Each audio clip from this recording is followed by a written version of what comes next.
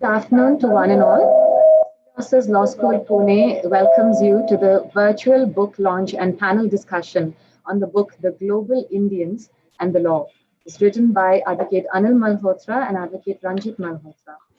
It is a one-of-a-kind book on international family law jurisprudence dealing with a wide range of issues such as nationality and citizenship, marriage and divorce, child custody, guardianship and adoption, surrogacy in India, past, present, and future, overseas Indians, succession issues, etc.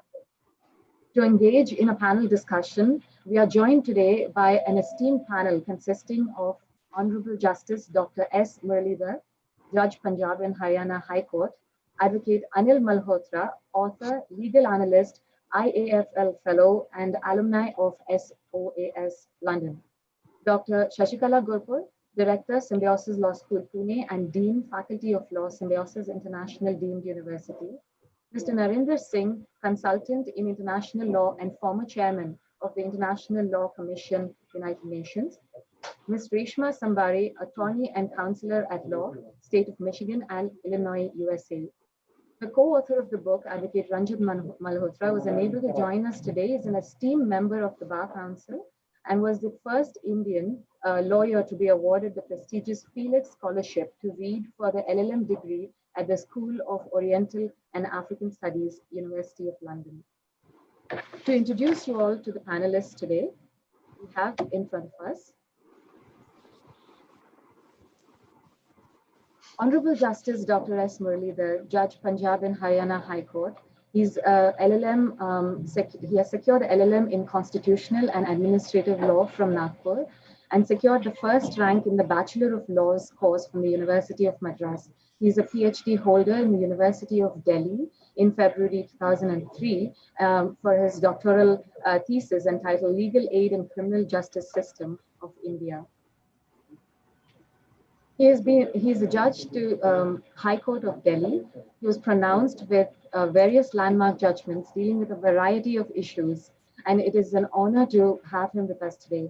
He's also the recipient of Lakshmi Narsa Reddy and the N.C. Miller Medals and the Carmichael and Innes Prize in 1984. He's a qualified advocate on record examination in 1990, securing the first position in merit and was awarded the Mukesh Goswami Memorial Prize. A very warm welcome to you, sir. Next, we have Advocate Anil Malhotra, author, legal analyst, IAFL Fellow, and alumni of SOAS London. He has secured his LLM from the University of London in comparative family law. He has authored several books, to name a few, Acting for Non-Resident Indian Clients, Indians, NRIs and the Law, Surrogacy in India, A Law in the Making, and so on. He's the chairperson of the Task Force for Policy Procedures Resolution Grievances of NRIs. He's also the additional Central Government Standing Counsel of High Court of Punjab and Haryana. We extend a warm welcome to you, sir. Dr. Shashikala Gurpur is the Director of SLS Pune and Dean, Faculty of Law, Symbiosis International University. She secured a PhD in International Law and a gold medalist in her LLM. Dr. Shashikala Gurpur is a member of the Board of Management of SIU. She's the former member of the Law Commission of India and also member of the Academic Council of the National Judicial Academy, Bhopal. Academic boards of, she's the part of academic boards of various national law schools and universities and a member of the curriculum development for the Bar Council of India. She's an awardee of Fulbright Scholarship, National Merit Scholar and National Hindi Scholar. She's also been awarded the Karnataka State Youth Award, AHRB Fellowship to Edinburgh University, and an award for excellence in legal sector, My Equality Award. She's listed in the book 100 Legal Luminaries of India by LexisNexis, and she's also a recipient of Kittur Rani Chennamma Award by the Government of Karnataka in 2018 for contribution towards the empowerment of women. A warm welcome to you, ma'am. We also have on the panel Mr. Narinder Singh, a consultant in international law a former chairman of the International Law Commission of the UN, and an additional secretary, a retired additional secretary for the Ministry of External Affairs, the Legal and Treaties Division. He's the chairman of the UN International Law Commission in 2015. He's a professor emeritus at Maharishi Law School, Maharashtra University, Noida, NCR, Maharishi University. He's also a member of the Eminent Persons Group of the Asian and African Legal Consultative Organization and the Secretary General of the Indian Society for International Law from 2012 to 2015, and a legal advisor to the Permanent Mission of India to the United Nations from 1998 to 2002. He's the recipient of the MC Basuni Justice Award in 2017 and has represented India at a number of bilateral and international negotiations, including the UN Convention on the Law of the Sea, International Criminal Court, Hague Conference on Private International Law, UN Commission on International Trade Law, to name a few. A very warm welcome, sir. We're honored to have you with us today. We also have, all the way from Michigan, USA, joining us, Ms. Reshma Sambare, who's an attorney and counselor at law and a social worker. She's currently pursuing her LLM in human rights at the Symbiosis Law School, Pune. She's the co-founder of JAPE Foundation, a charitable trust that serves the children and women from tribal and rural and underprivileged areas through the provision of economic empowerment skills and sustainable living spaces. She served on the boards of various nonprofit organizations and state-level advisory committees in pro bono capacity. In 2015, she founded a nonprofit called the South Asian Women's Association in Michigan to advocate for the interests of South Asian families and to provide legal, counseling, and other essential services to the victims of domestic violence, sexual assault, LGBTQ hate crimes. We are highly honored to have all the esteemed panelists join us today. And I would now like to invite to moderate the panel discussion, Dr. Shashikala Gurpur. Good morning, respected Justice S. Muralidhar sir. And today is what we call in Marathi or Hindi Utsav Murti, or star of the show, the author of this book, which is the theme of discussion today, Global Indians and the Law, Advocate Anil Malhotra. The other esteemed panelist, Mr. Narinder Singh, and our own dear attorney Reshma. First of all, I welcome all of you to this panel, and I will take the privilege of introducing the themes and the book.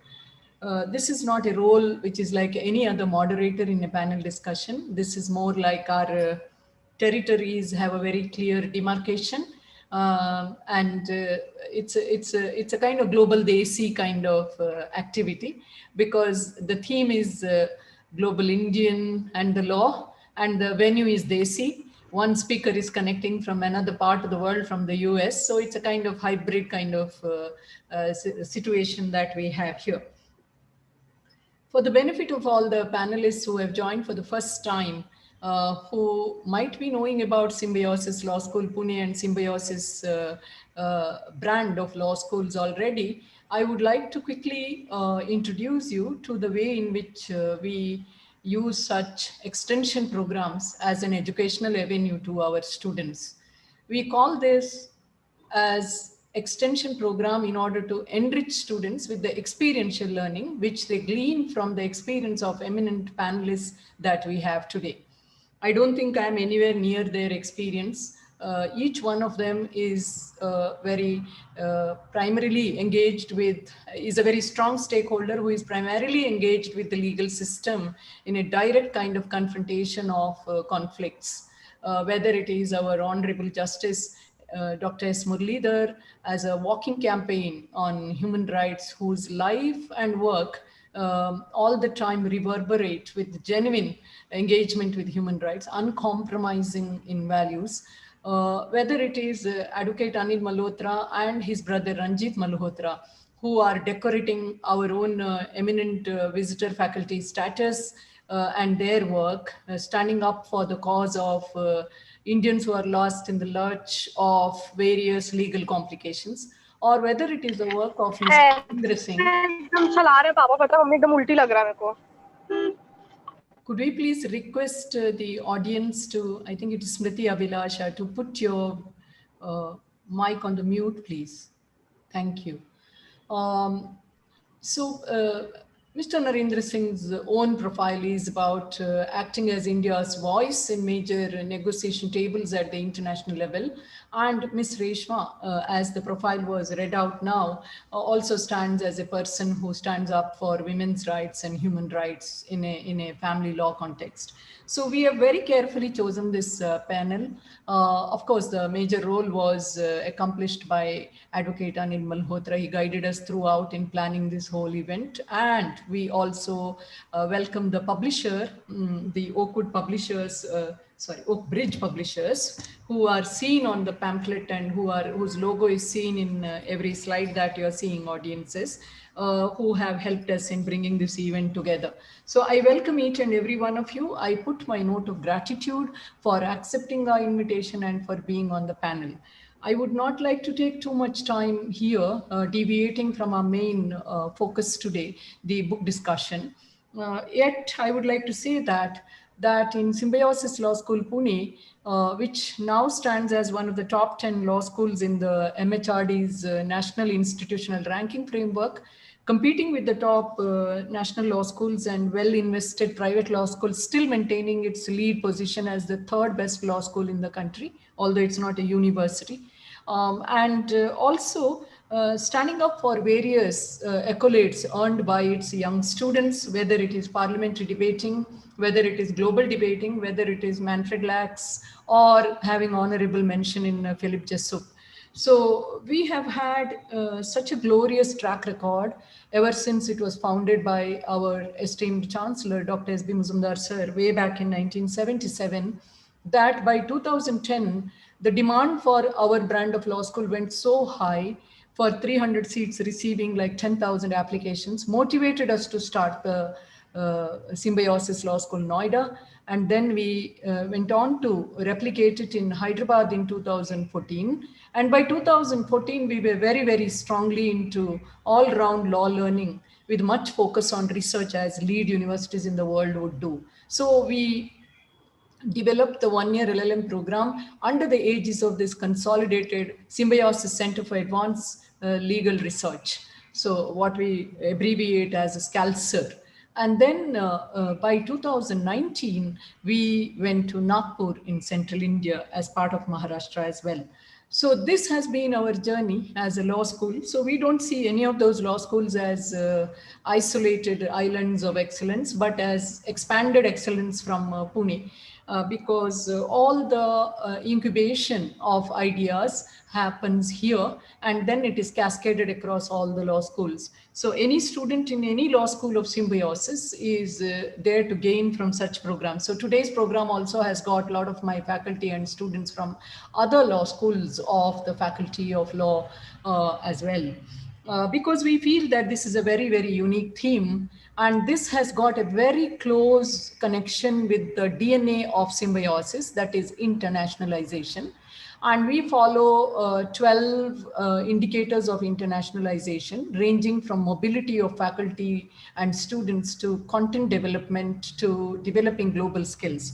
So as I welcome you all, I'm very happy to put on record, both the Malhotra brothers have been great contributors in their last 2 years of close engagement and earlier few years of on-off engagement in developing a solid input to the idea of global legal skills.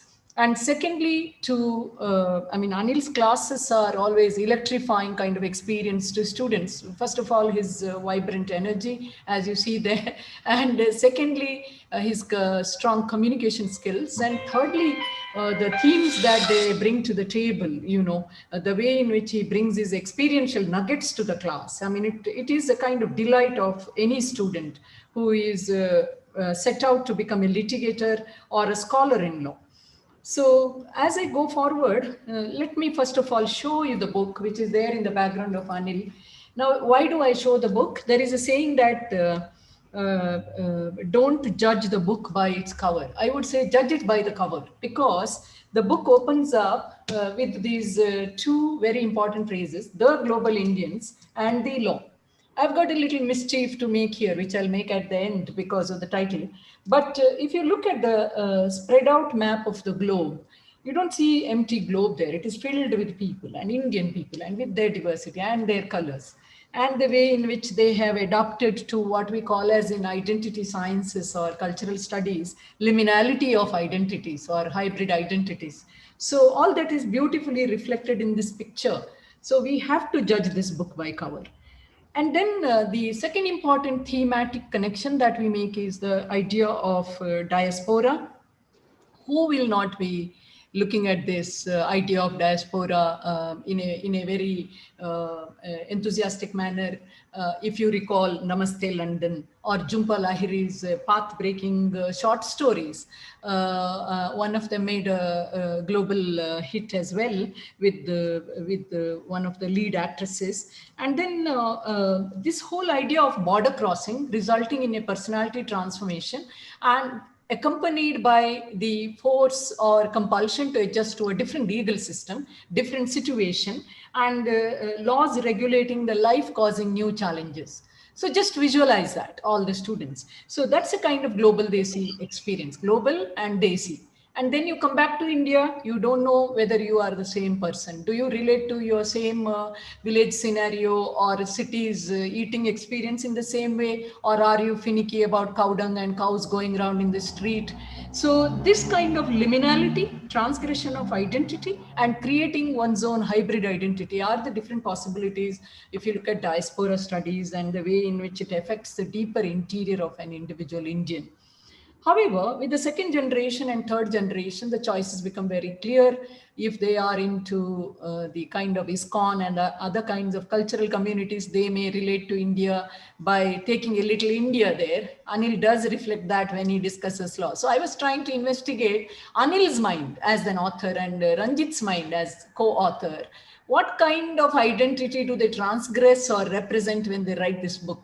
And I am going to highlight maybe in the concluding remarks, because I do not want to take away the privilege of our panelists to discuss the content of the book. Now, I would like to say that the inanimate map gets animated by discussing people, discussing cases, discussing their realities, discussing their struggles, conflicts which are across the border. Sometimes, I mean, in one of the chapters, it is very clearly written by authors. Sometimes people simply come to India to sue, especially using or abusing the Dowry Prohibition Act and the dowry violence provision, 498A. So these points have been very nicely captured. The colorful author brothers, as I already highlighted, the colorful personality of Mr. Anil as well as Ranjit. First of all, these global legal skills, as I told you. Secondly, being heroes in the class with their lucidity of expression.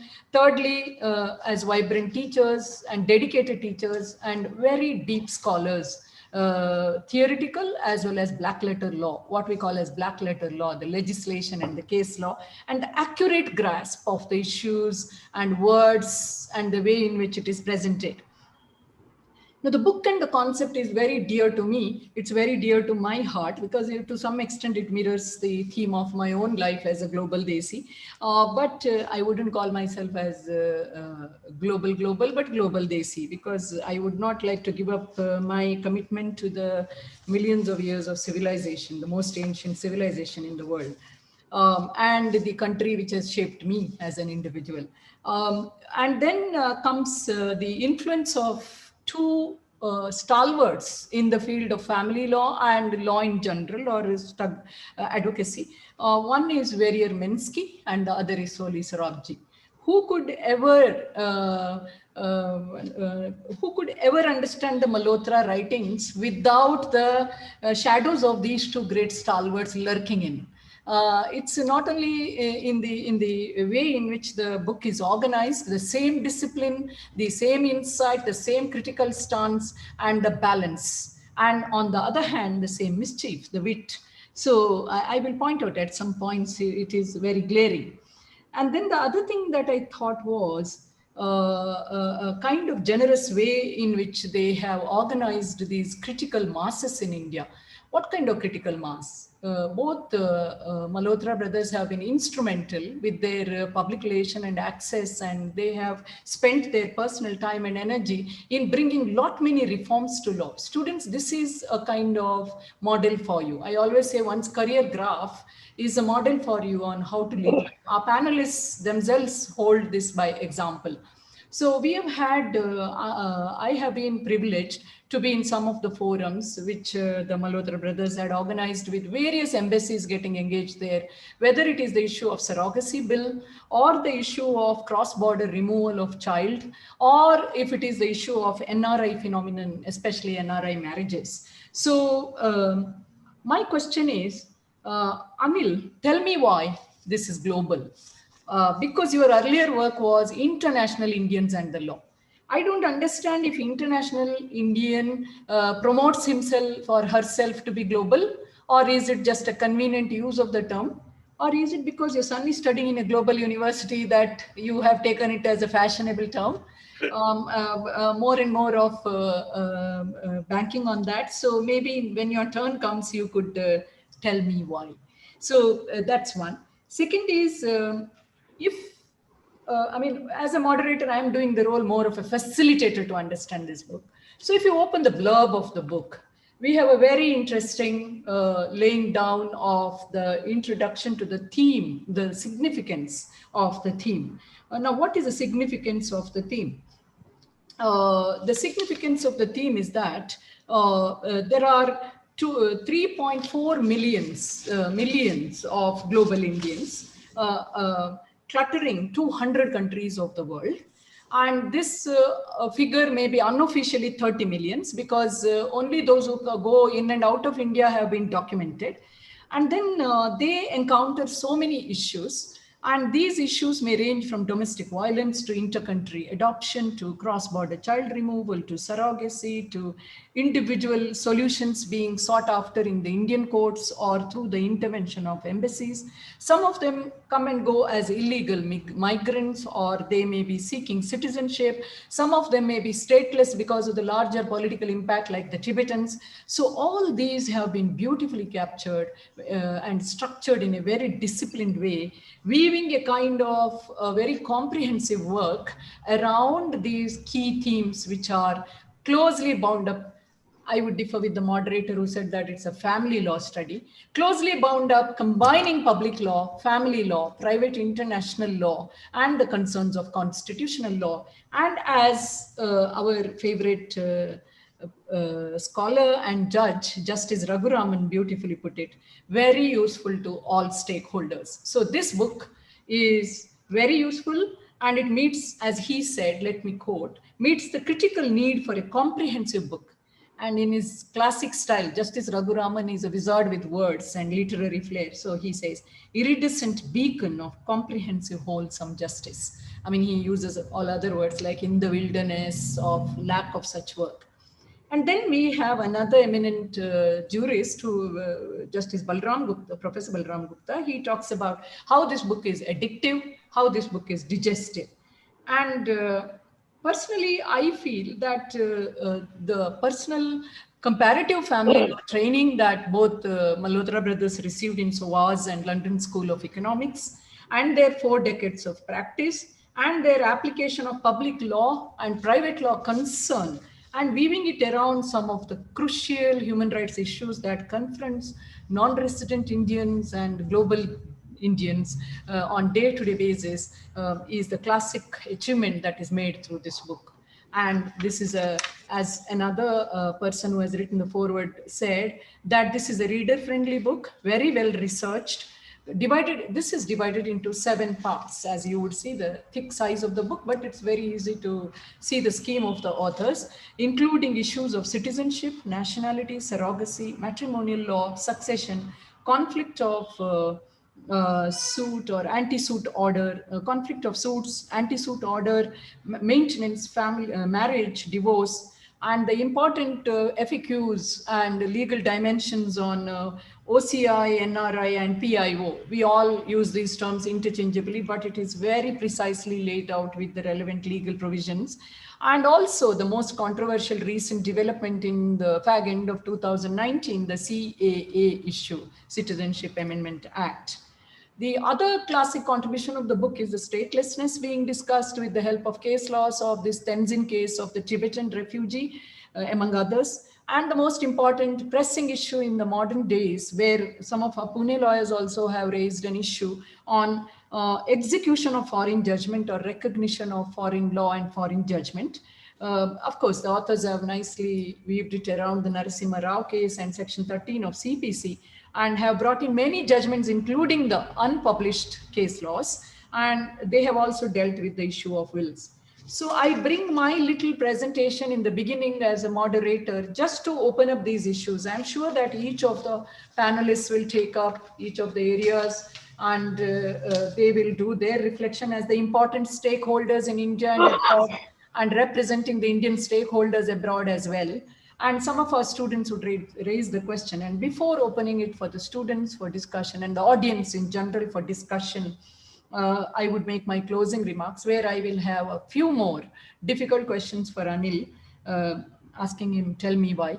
So before that, I also welcome all our esteemed audience, which may include some of the friends of the Institute and friends of the Malhotras, and the great fans of all our eminent panelists, especially fans of Justice Muralidhar, I'm sure.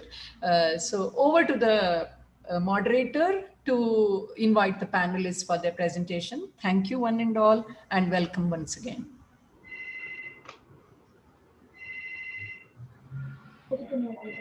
Thank you, ma'am, for that introduction and giving us insights into the book that we are now going to discuss in detail extensively.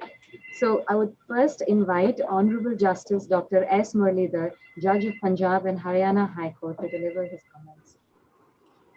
Very warm good afternoon to all the panelists and to the larger audience of students.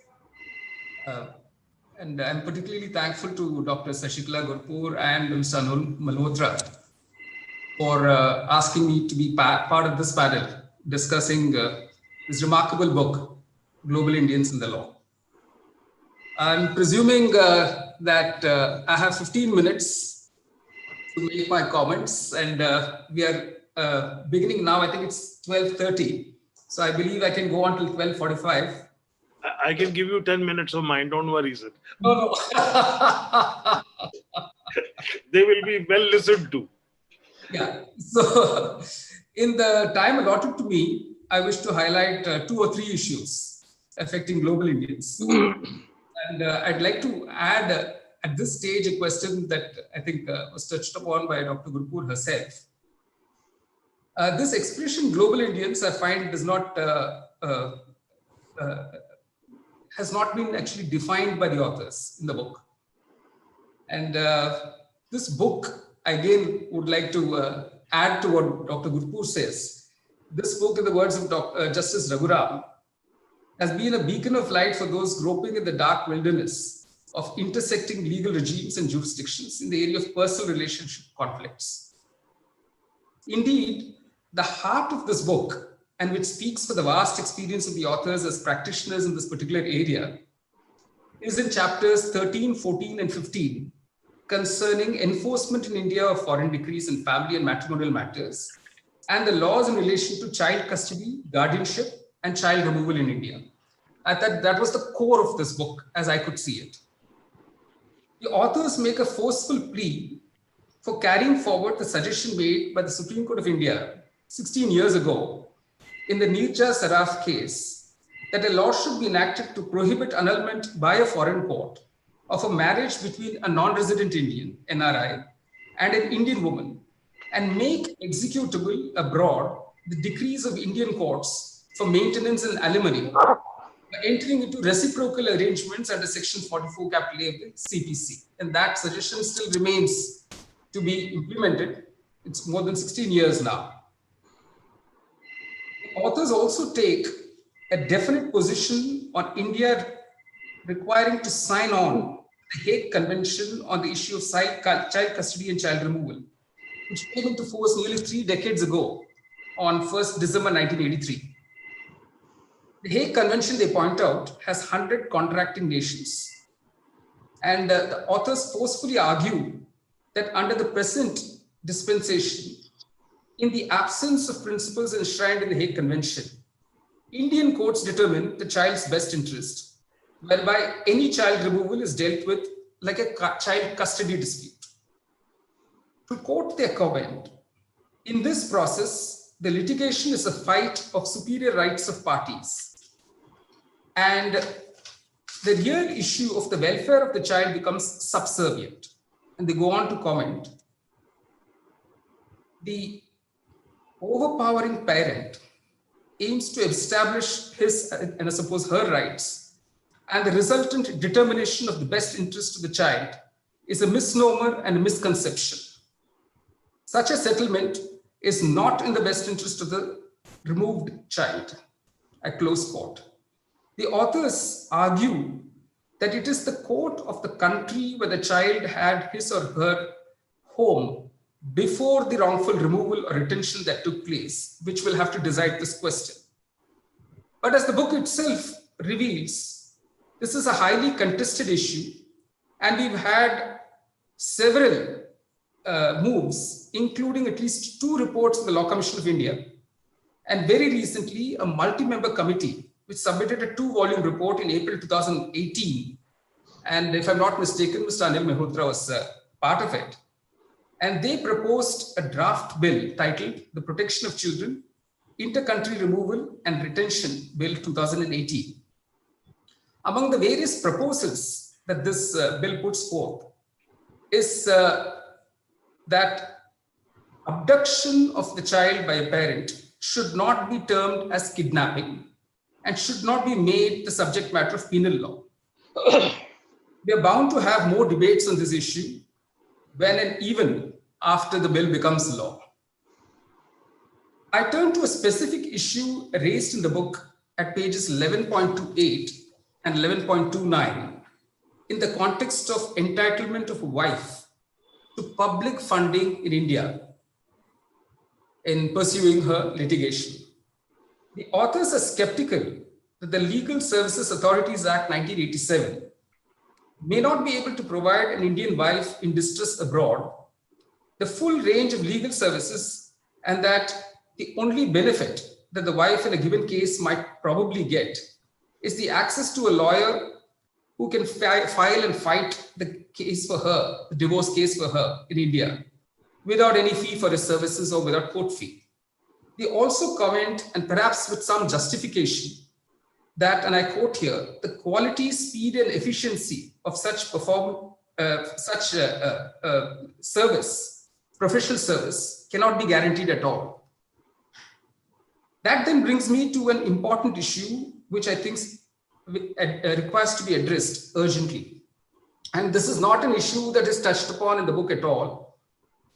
The need for legal advice, counseling, and services of not just Indian women stranded abroad or facing issues of domestic violence, but a whole range of global Indians who reside abroad and who find themselves helpless and sometimes in situations of extreme depravity and affront to dignity. I specifically have in mind instances that have emerged in the recent past of Indian labor force languishing in the Gulf countries in the wake of the COVID-19 lockdown in those countries and forced retrenchment of such workers.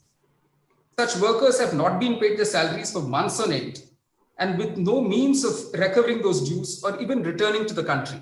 In fact, we've had the government of India organizing special flights to evacuate some of these workers. But they're in a dilemma. If they leave the country, the hope of recovering the dues is completely lost. And they're really left in the lurch. And here we are speaking not just of documented, skilled or semi-skilled workers with immigration check required, that is the ECR, stamped on their passports.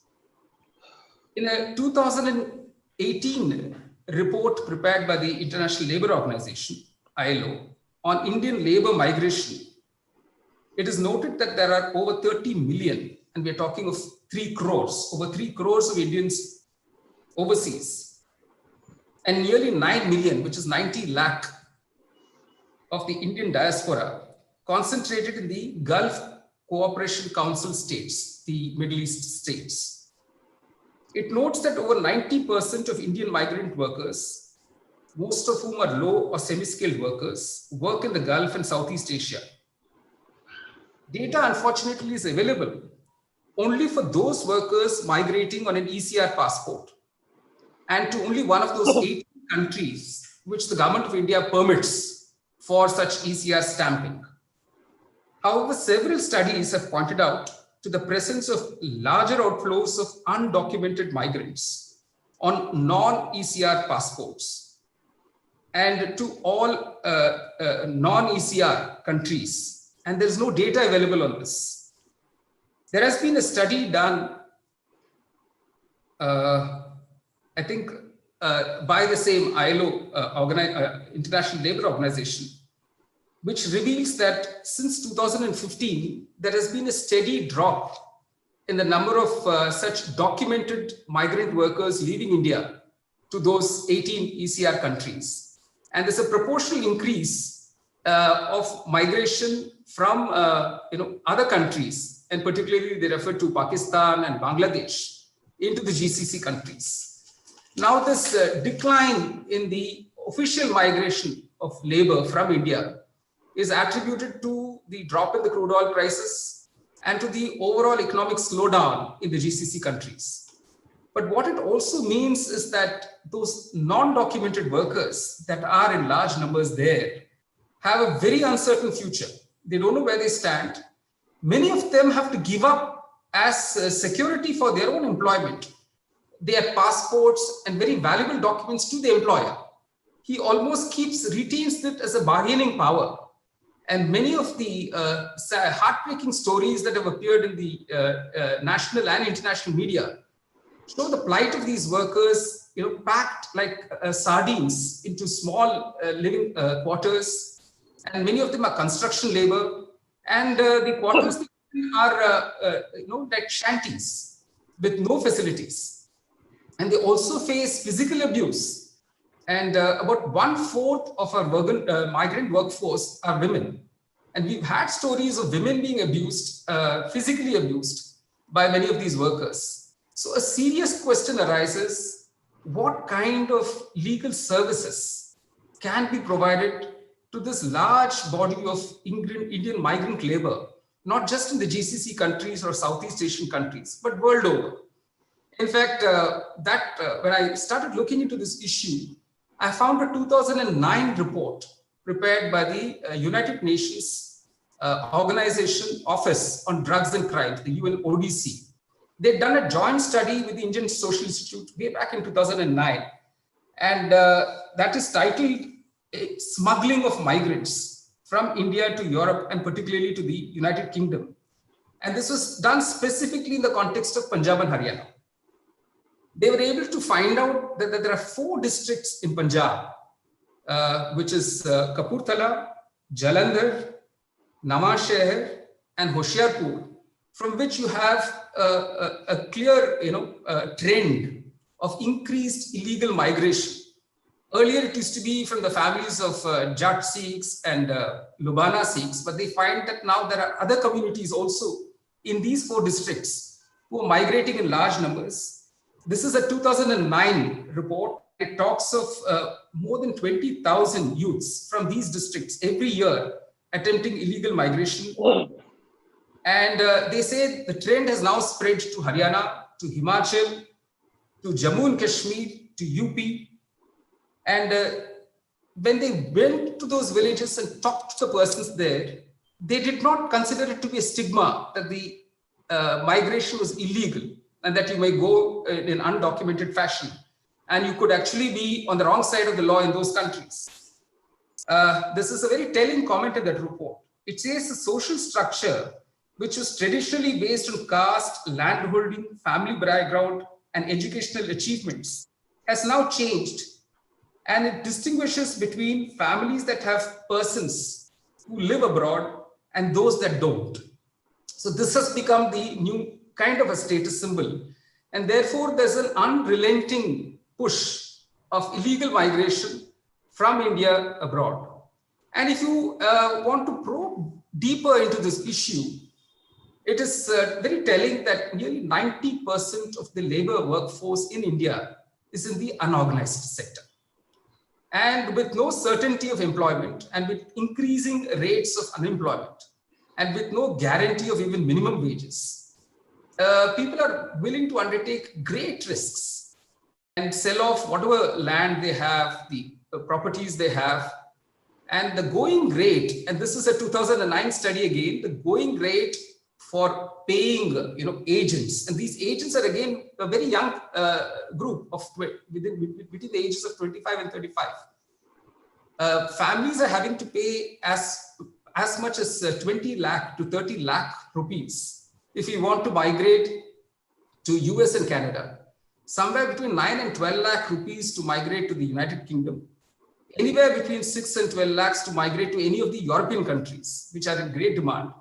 And these are all documented studies where people admit to having paid these amounts and admit that they were first taken to some African country. It could be Mauritania, Guinea, Mali, any of those West Saharan African countries. And from there, taken by a boat or locked into a container and then taken across the seas to Spain, the Spanish authorities stopping you, deporting you. And this is a constant pattern that has emerged. Despite these deportations, people still want to take that risk because there will be one son or one relative who has made it past all barriers, who has found useful employment or has even managed to get permanent residency or maybe even citizenship. So this is a constant lure, this lure of what bright future exists outside Indian shores that continues to draw a large number of Indians out of the Indian borders to other countries. So there is this whole Indian labor workforce that is being exploited, that doesn't have remedies, is stranded on shores abroad without proper papers, facing the risk of deportation, facing bans of not being able to enter any of those countries again, resorting to all kinds of illegal measures. And is there a way, and I do know that there have been efforts made by the government of India to sensitize people about the issue. They've brought out pamphlets, they've tried to document how this whole system works. But I think from the point of legal services, the National Legal Services Authority, in collaboration perhaps and consultation with the Ministry of External Affairs, needs to come out with something concrete and suggest measures of providing immediate legal assistance or advice. It could be even by a panel of lawyers who are at one end of a telephone line or who are able to provide counseling and advice to such persons who find themselves stranded abroad. And since a large part of this audience also consists students, I would urge you to watch two films on the plight of illegal migrants abroad, and you can easily imagine this could be any Indian. One film is called Crash. I don't know how many of you have seen it. It is a 2004 film, and the other film is called Babel. And you know what the plight of an illegal migrant in the United States is through these two films. It is a must watch, and I wish you had the screening in any of your clubs or meetings that you have in your colleges and universities, where you can have a discussion around the film and probably also invite some distinguished speaker like Mr. Anil Malhotra, Mr. Ranjit Malhotra, or Mr. Narinder Singh or Reshma, and they can give you additional insights into what Indians abroad, what plight they find themselves in. So this is apart from that whole group of Indian women who face domestic violence in the US, who are again deprived of their passports, their documents, simply thrown out of the marital home and have to fend for themselves. Sometimes many of them are stuck, not even being able to return to India because they don't have the money for it. So, and there are only so many consular offices in the different states in the US or in other countries. And there's a limitation on the kind of services a consular office can provide. And when the documentation is incomplete, the consular offices are really hard pressed to be able to trace out, the origins, the families in India, and to provide effective services. But here I'm actually focusing on legal services. And in conclusion, I want to focus on one more community of Indians, which is abroad, which is again not spoken of in the book. And of course, one book can't cover all these issues. But since this discussion today is on global Indians, I thought I should flag it for a discussion. And I'm sure Mr. Malhotra will find the time and resources to address these communities of Indians abroad as well. The community of Indian students. It was an eye-opener to me as a result of the COVID lockdown and issues that cropped up, that there are a large number of students from Jammu and Kashmir who are pursuing an MBBS course in Kyrgyzstan. I don't know how many of you are aware of this.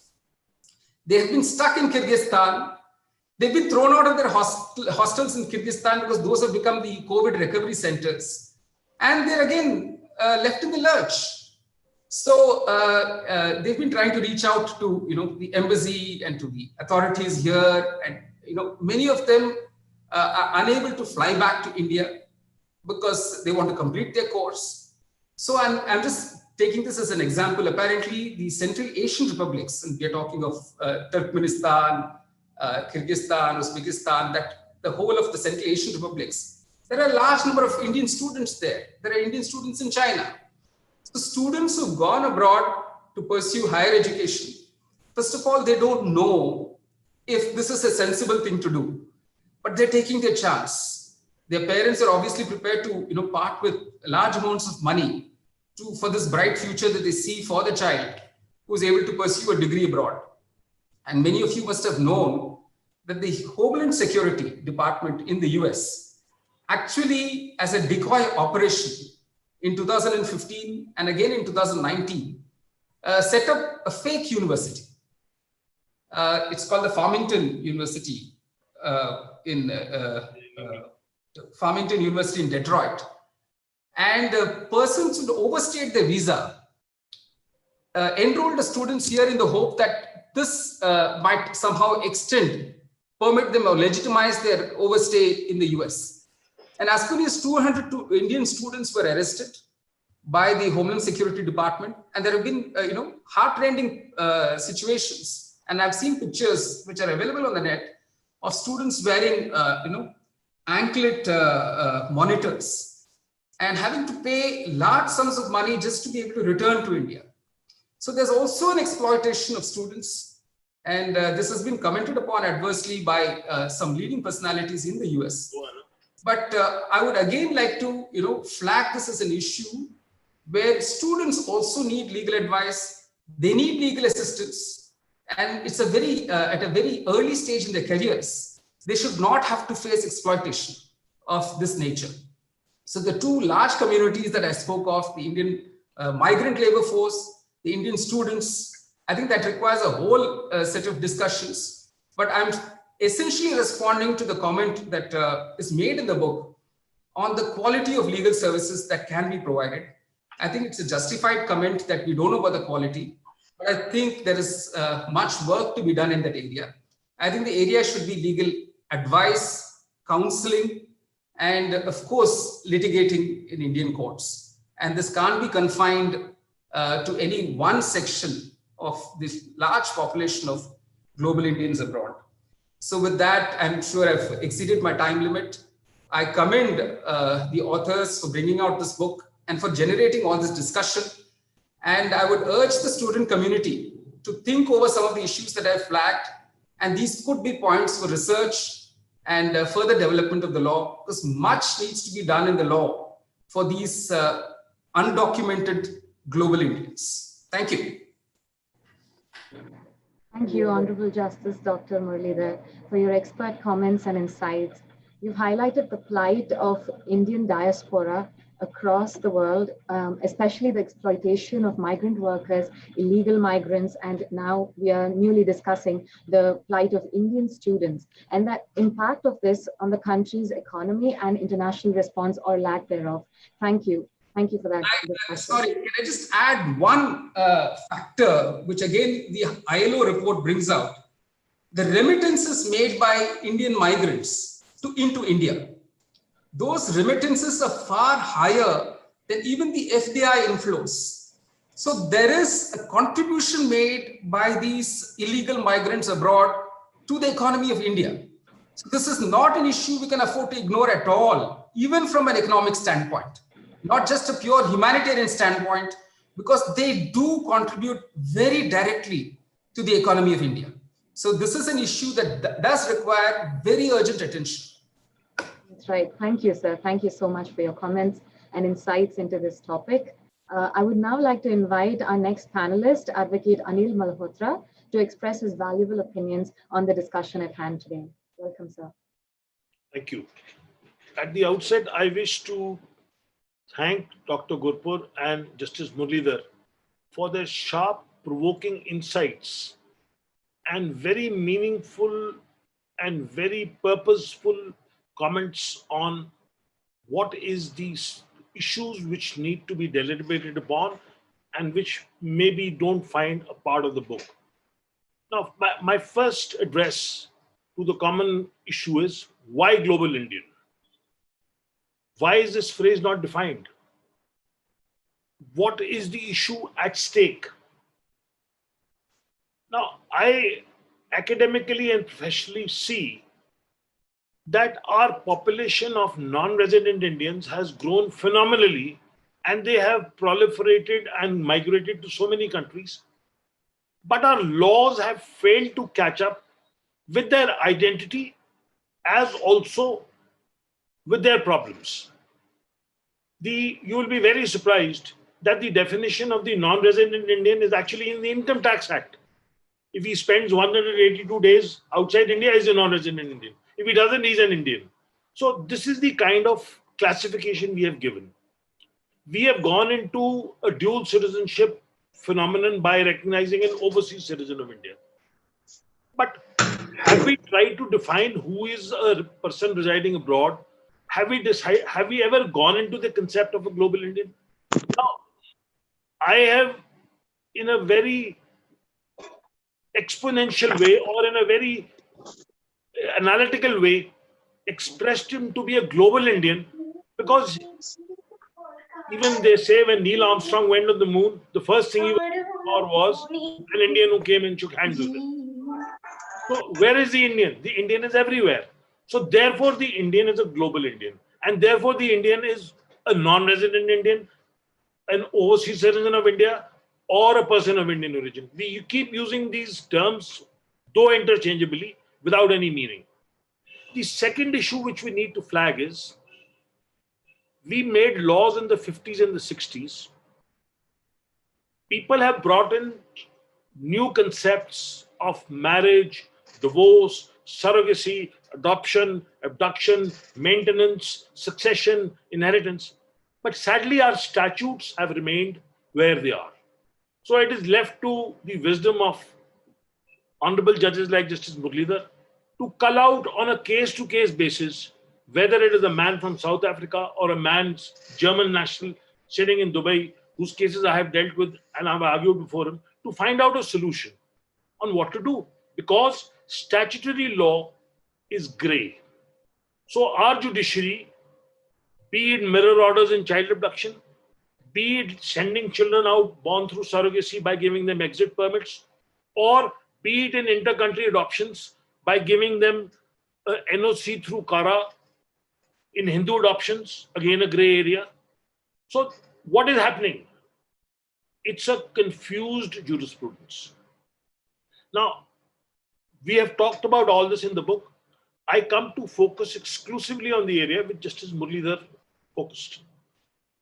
I may share with my lords that I have been associated with the government of Punjab for the past 10 years in enacting and implementing what is called the Punjab Human Smuggling Act 2012, Now, this act was enacted by the government of Punjab to regulate agents who indulged in the business of sending people abroad by the nomenclature of agents. This act is now called the Punjab Travel Professionals Regulations Act. It has been challenged twice. I assisted the previous government as a pro bono counsel for 5 years in defending this legislation. Now, in Punjab, we tried to address this problem because the Indian Immigration Act of 1983, which is the principal legislation governing outbound immigration, fails to address the issue of this nature. Now, the problem in North India is human smuggling. Human smuggling is going abroad by consent by paying XYZ sum of money. So what did Punjab do? Now, since Punjab could not legislate on a central subject, so they enacted on a subject which is part of the concurrent list to say that anybody indulging in the business of sending people outside the country, be it for education, be it for employment, be it for any other recreational purpose, that agent should be registered with the government of Punjab. Now, all the agents in the Punjab, Haryana and Chandigarh belt started calling themselves as consultants. So they said, we are consultants, therefore we are not amenable to this act. And when they are sought to be registered under the Indian Immigration Act, they say we are not doing the purpose, we are not fulfilling the obligation of sending people abroad on employment. So what is happening? There is an unregulated regime of people sending people abroad through illegal means, and there is no law to check them. So I think what we need more importantly on an all India basis is a human smuggling enactment. I have been associated with the UNODC also for a large amount of time. As president of the chairman of the task force on NRI issues, I have authored 5 reports with the government to see how we can build the infrastructure through the help of foreign missions, the British High Commission, the Canadian Consulate, the Italian Embassy. The visa facilitation services was created to help people to decide on filling up forms, not going to agents, and going through official channels. But in this whole infrastructure, the support and the build-up of the government of India is missing. I am one with Justice Muralidhar on the issue that we need to build an infrastructure in India, and we need to build an infrastructure in the consular section of all the embassies abroad to help 2 most vulnerable categories of persons who are affected by this regime. 1, the illegal migrants, and 2, now the students, and 3, stranded spouses, be it men or be it women. Now, if we are able to set up a network within every state to guide people on what to go abroad for, how to go abroad for, and maybe have an official department of the government to regulate entry for employment or education through that process, we may be able to check dubious institutions and dubious employers. The second limb of the argument is that in the embassies abroad in every country, we have a consular section who is supposed to assist Indian passport holders. But the sorry state of affairs and the sad part of the factor is, I am one with it because I see people coming to us for legal help, that these consular sections actually do not really substantially offer the help which they are supposed to provide. I remember the instance of assisting my court as an amicus when there were about 300 boys stranded in Iraq picking up ammunition from the fields. There was no way we could bring them back. So through the assistance of the court, I was asked to give means. The embassy was asked to generate funds, collect all the boys, give them emergency travel documents. And we brought the boys back, and Justice M.M. Kumar, as chairperson of the Chandigarh Judicial Academy, took them in as trainees, and we trained them as brand ambassadors to carry the message after giving them 1 week's program. And they were actually able to prevent a lot of people. But sir, in North India, I want to go abroad. I don't know where, I don't know why, I don't know for what. I just want to go. Because the man next door has an aeroplane-shaped water tank on his car. When he comes, he goes in a new car. So the lure of money takes people abroad. So I think the embassies did their part in creating visa facilitation services. They did their part in asking the government to do effective things. But the regulatory law in India and the mechanism abroad to check all this is missing. I have done plenty of work in this. Obviously, it could not be made a part of this book because that is the entire jurisprudence in itself. But sir, human smuggling is a big area which needs to be addressed globally. In our court, we daily find applications by agents wanting to be let free.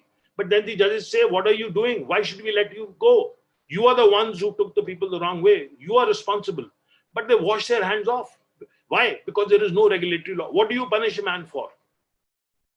You have sent him illegally. The transactions are all in cash. There's no evidence. There's no proof. You paid 20 lakhs. You get 2 lakhs back. You say, all right, matter settled, compromise, end of story. So this is a gray area which perhaps needs to evolve. But what is more important is legislation in areas of family law, legislation in areas of children. We seriously need to have a child abduction law in place.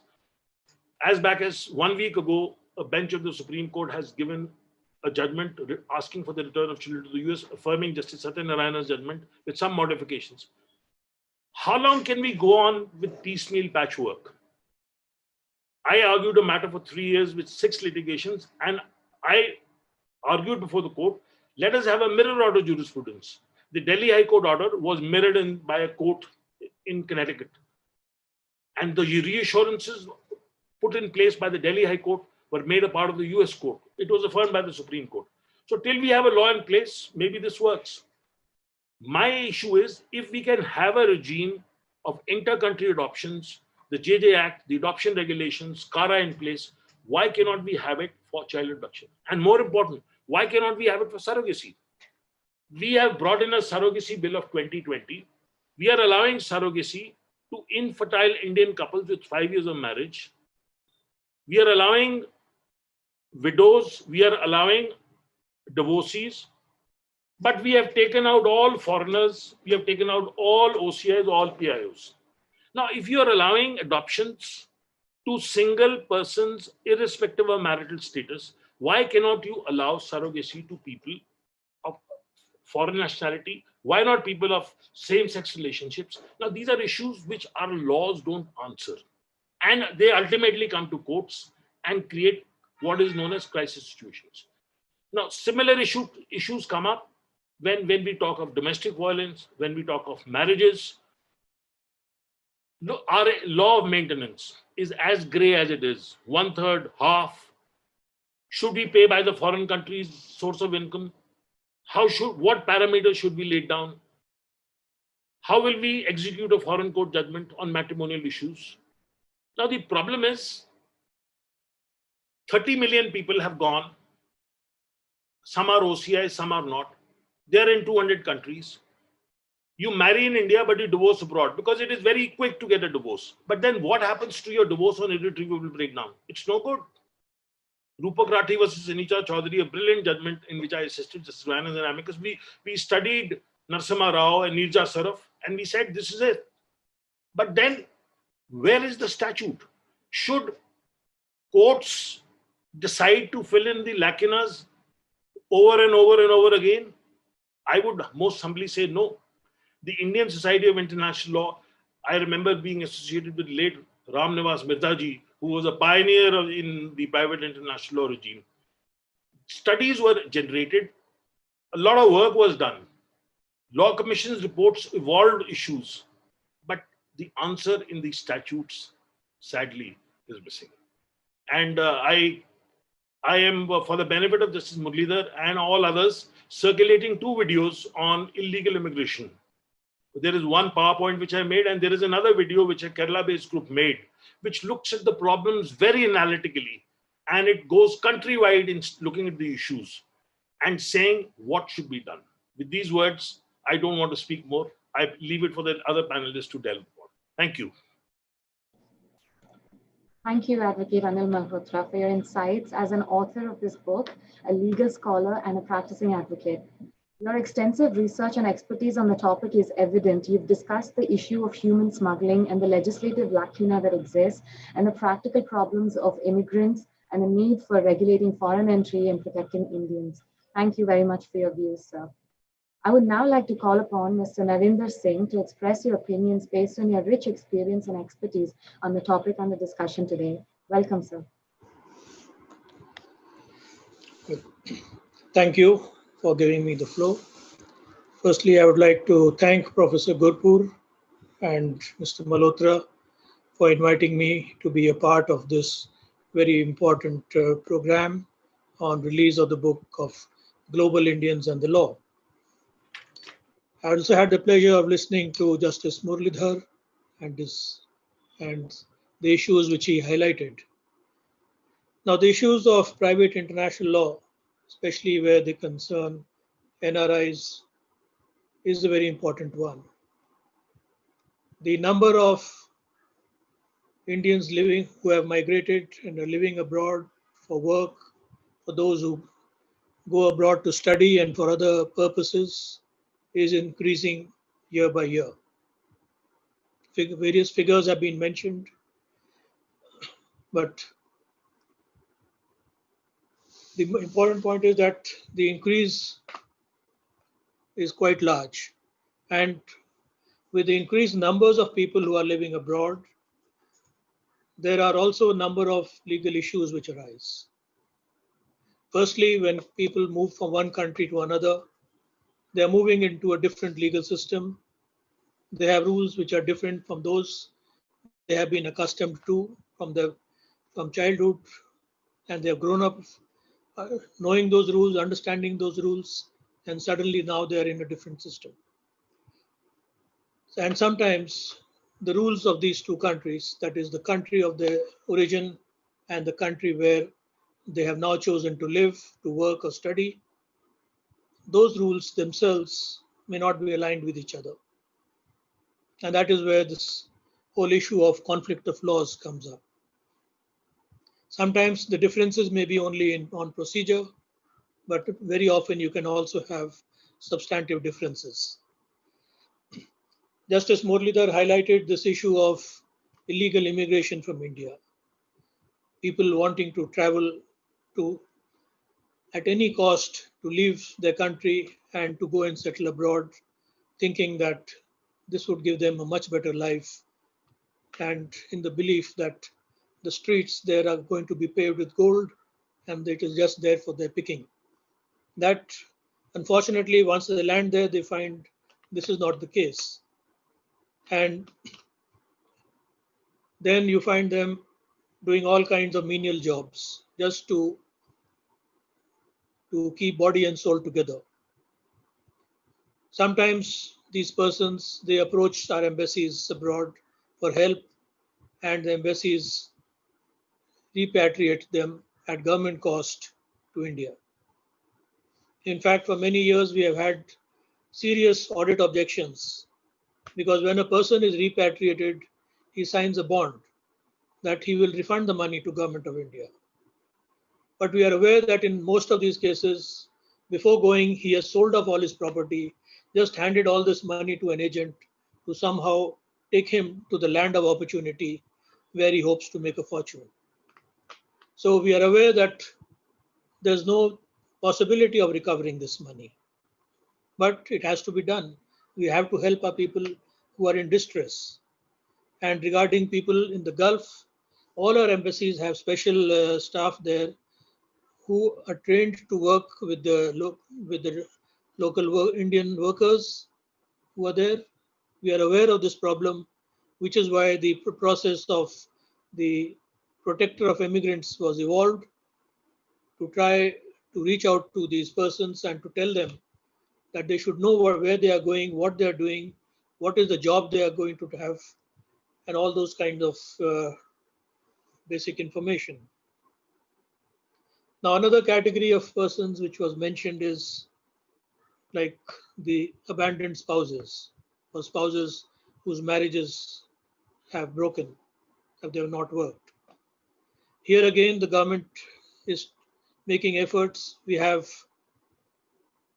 been in touch with law associations of the Indian communities abroad, and in many places we have legal advisors who can help these persons.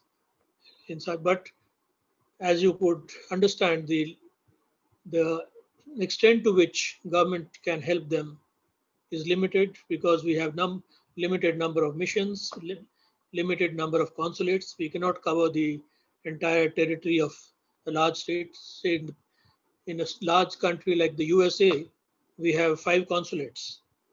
So obviously they cannot deal with all the persons, and everyone who is in need of help is not in a position to approach the consulate. So we cannot even know who is in need. Now coming to the other issues, apart from these areas where there is a conflict, private international law also deals with areas which help persons who are traveling abroad for work or study, etc. And these are areas where there is no conflict. Like some of you students may, after you complete your basic law degree, want to travel abroad to go and pursue a higher course. For that, when you apply to a foreign university, your documents, your educational certificates, your birth certificates, etc., they need to be authenticated. Now, this was a long process earlier, where the documents were first authenticated by the local authorities in the state or by the Ministry of Education, and then by the Ministry of External Affairs, and after that by the embassy or the consulate of the country in which these documents have to be produced. India has joined the Hague Convention, which is popularly known as the Apostille Convention, although more formally the name is the Convention abolishing the requirement of legalization for foreign public documents. So any public document or a document issued by a public authority, once it is certified with the apostille, it can be directly produced in any member country which is a party to the Apostille Convention. And here the process is simple. The apostille is fixed by the Ministry of External Affairs after getting the document certified by the state government. Then it does not need any further authentication from any embassy of a country which is a member of this convention. In the case of litigation where one of the parties is in India and the case is filed abroad, service has to be effected on the other party. For this, India has joined the Hague Convention on service abroad in civil and commercial matters. So this is now, there is a verifiable method of serving documents on parties to litigation. And this avoids a lot of cases where earlier the complaint was that the party in India had never received notice that there was legal proceedings initiated against them. Now, when the legal proceedings are initiated, the need for evidence would arise. And if the parties are in different countries, then there's a need to issue commissions. Here again, there is a Hague Convention on the taking of evidence abroad, to which India is now a party, and the process has been much simplified. Now, there were 2 areas in which there is a lot of litigation for NRIs. These have been highlighted in the earlier statements. One is the question of breakdown of marriages, where one party to the wedding gets a divorce decree from a foreign court. And as you're aware, there are many places, even in the United States, where it is very easy to give a certificate or a declaration that you have resided there for a certain number of days and that you intend to reside in that state, and that confers jurisdiction on the court. And on that basis, they file for divorce and it is very easily granted. Now, the other spouse who may be in India is not even aware. And when they ask for maintenance or they have some other issue comes up, then the person says, I'm already divorced, you are not my wife. The well-known case of Satya versus Teja had laid down a very important principle of determining as to whether such divorces can be recognized in India. And in that case, the Supreme Court examined a divorce decree granted by a court in Nevada. In this case, the wife had never been to the USA. She had all along been in India while the husband went there for studies and then later took a job. And after that, he went to a Nevada court, made this declaration of residence, and got a divorce. The Supreme Court here went into the question by examining whether this divorce decree would, in the first case, be recognized in other parts of the USA, and came to the conclusion that it would not be recognized. And on that basis, the court said, if it is not recognized in the US itself, there is no question of it being recognized in India. We have had a number of cases where such divorce decrees have come up for examination by Indian courts, and these principles have been reiterated. Now, however, there is now a new situation that very often both the parties to the wedding, they have actually become citizens of the country where they have moved to. But when something went wrong with the marriage, one spouse returns to India and files a case in India, and the other spouse, staying back in that country, gets a divorce from that court. So this is another area where I think the Supreme Court or our courts have to examine as to how to deal with these. Mention was made of the judgment where the Supreme Court, Nirja Saraf and Jayant Saraf, where the Supreme Court made a suggestion that no marriage between an NRI and an Indian woman which has taken place in India may be annulled by a foreign court. Well, it may sound very good and in favor of the stability of a marriage, but question is, how practical is this? Especially if both parties have become citizens of the country where they are living. Can we still assert jurisdiction that on the basis at that particular time they were Indians, or that when they married they had Indian citizenship? Can this claim of jurisdiction sustain forever? Then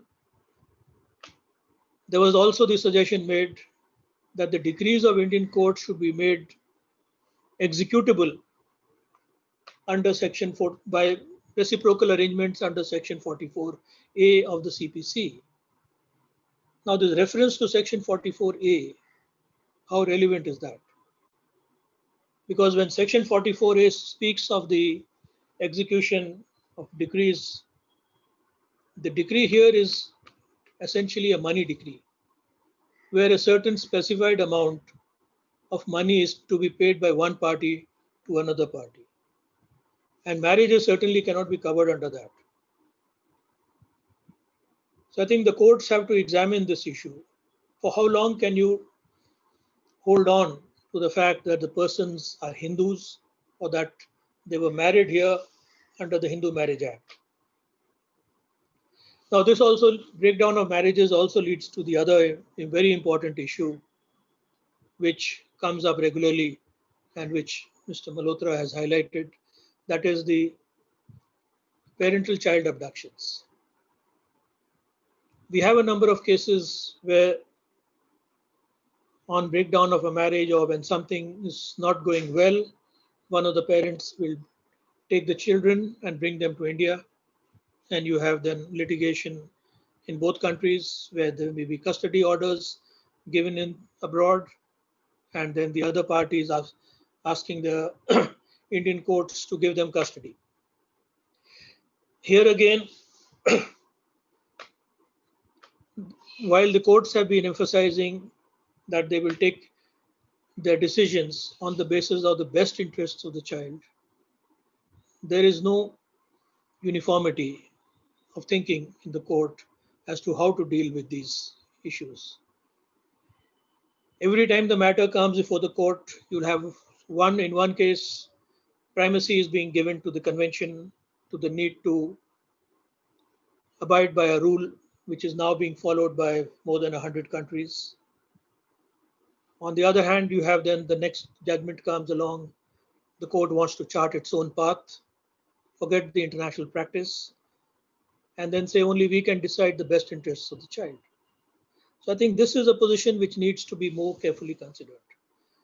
Why do Indian courts consider that a foreign court will not consider the best interests of the child, especially a court where the child was born, where the child has lived for a number of years and where he has been brought up? How can we suddenly say that this court is not competent to look at the best interest of the child and only I can do that? So this is another issue which I think our courts need to look at. Now, coming to some of the other areas which has been highlighted in this book, I'm very happy that one of the areas which Mr. Anil Malhotra and Ranjit Malhotra have taken up is the question of succession to property. This is an area which is becoming increasingly important because large number of Indians have settled abroad. They're working there. They have properties in that country. They also have properties in India. Maybe they have properties in a third or a fourth country. Because, as you know, Indian professionals in the West have done very well. Now, a time comes, of course, when they need to consider what will happen to this property after they pass away. And they face issues like, how do I make a will when I am located in one country but I have properties in several countries? The procedures for making a will, are they the same? Are the attestation requirements the same? Should it be registered in only one country? Should it be registered in more than one country everywhere? Now, the issue becomes more serious because when the will involves immovable properties in more than one country,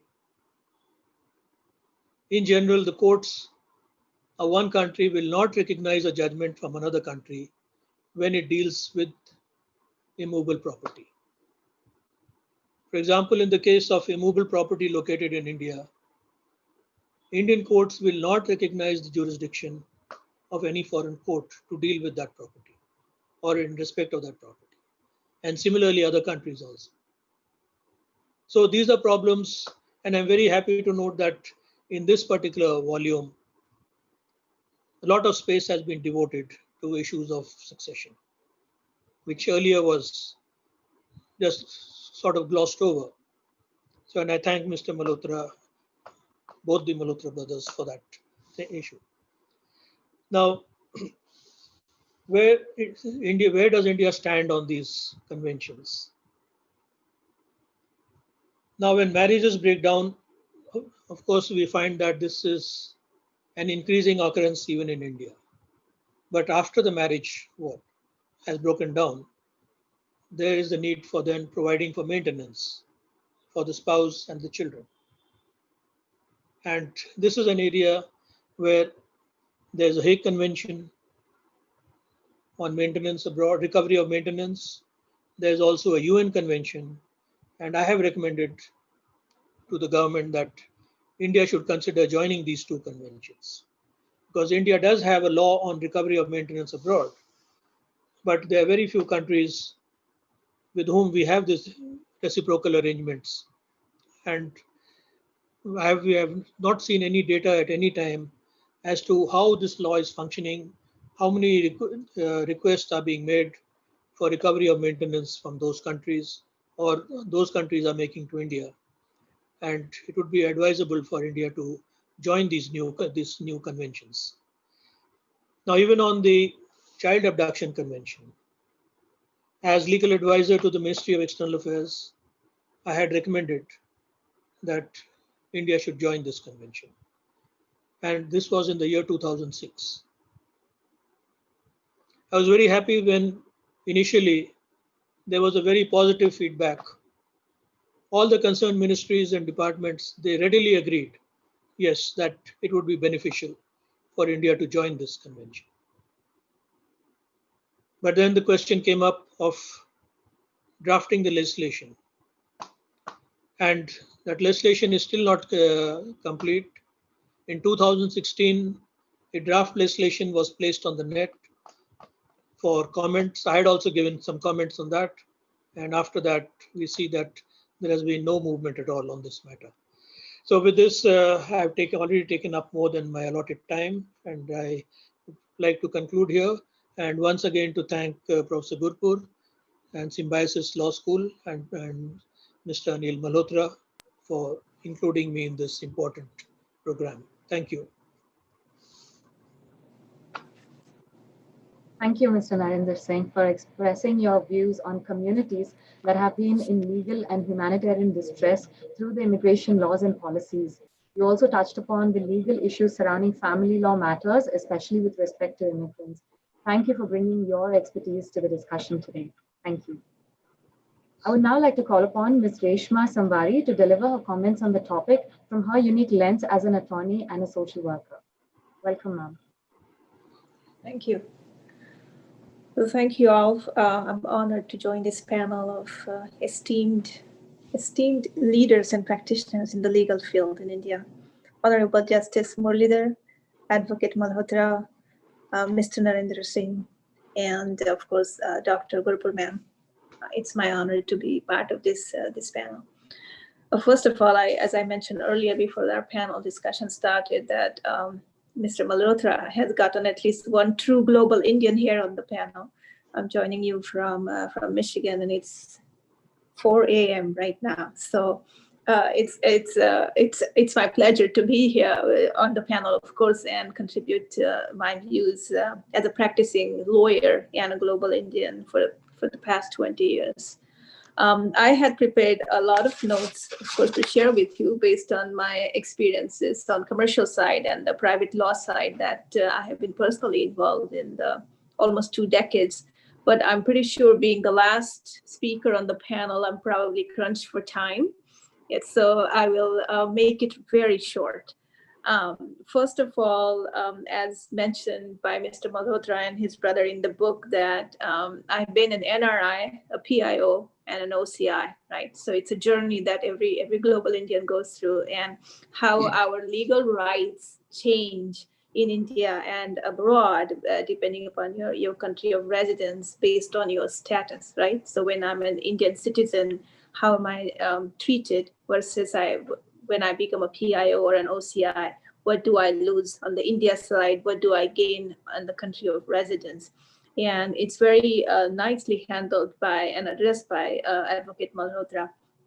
I have to give him and his brother a lot of credit, because as many of the reviewers of the book have mentioned, that most practitioners have been working in this area almost like blindly, right? Because we have not had a book like this before as a reference book. I almost called it a treatise.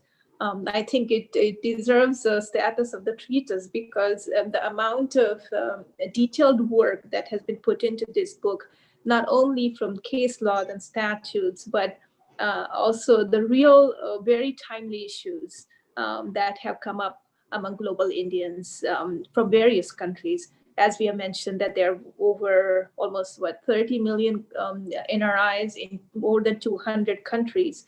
So the first time when I heard the title of the book, unfortunately, I couldn't get a hard copy delivered here to the US. So I had to rely on my screen reading, not my favorite method, but still. And I was trying to visualize what it could encompass. 200, so these 30 million Indians, NRIs, are subject to the laws of not only India, but laws of 200 different countries and international bodies of laws, right? So what can the book deliver?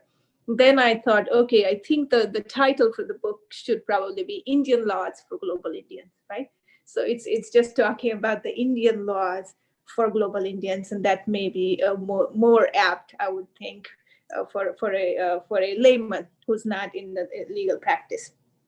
The second aspect of the book that really I appreciated the most is just the very comprehensive set of cases, and not just from the Indian courts, but also from some of the very few, but some of the foreign courts. And it would help tremendously for practitioners like me to rely on that body of law and then help our clients on a day-to-day basis. The third thing I wanted to address, and I think I will skip most of my notes based on my actual case law, and just simply go back and add to what Justice Muralidhar had started discussing about certain type of global Indians, because the book certainly addresses highly skilled, well-documented, and well-traveled global Indians, right? But it doesn't in detail doesn't address a large section of global Indians that could be undocumented, or that could be come under the category that Justice Muralidhar addressed. The second category that I have personally come in contact with are the Indians who are in merchant navy, right? So global Indians who are in merchant navy, they're in merchant navy employees, they're cargo handlers on the ships, they're sailors, and it's really difficult to decide their domicile at any given point of time, even though they are nationals of India. And so that also has very different, those NRIs rather, present a very different set of issues that could be handled. So what I would like to do is simply just focus on I'm a fan of your book already, but what I would like to give you, Advocate Malhotra, is a short list of areas where I really want to request you and your brother to come up with a second volume of this book, because I've been practicing as a global Indian lawyer in nonprofit, in NGO, and also in the commercial sector as a partner with one of the local law firms here. And the list, what I would look at as the most valuable to us, where we run into issues every single time.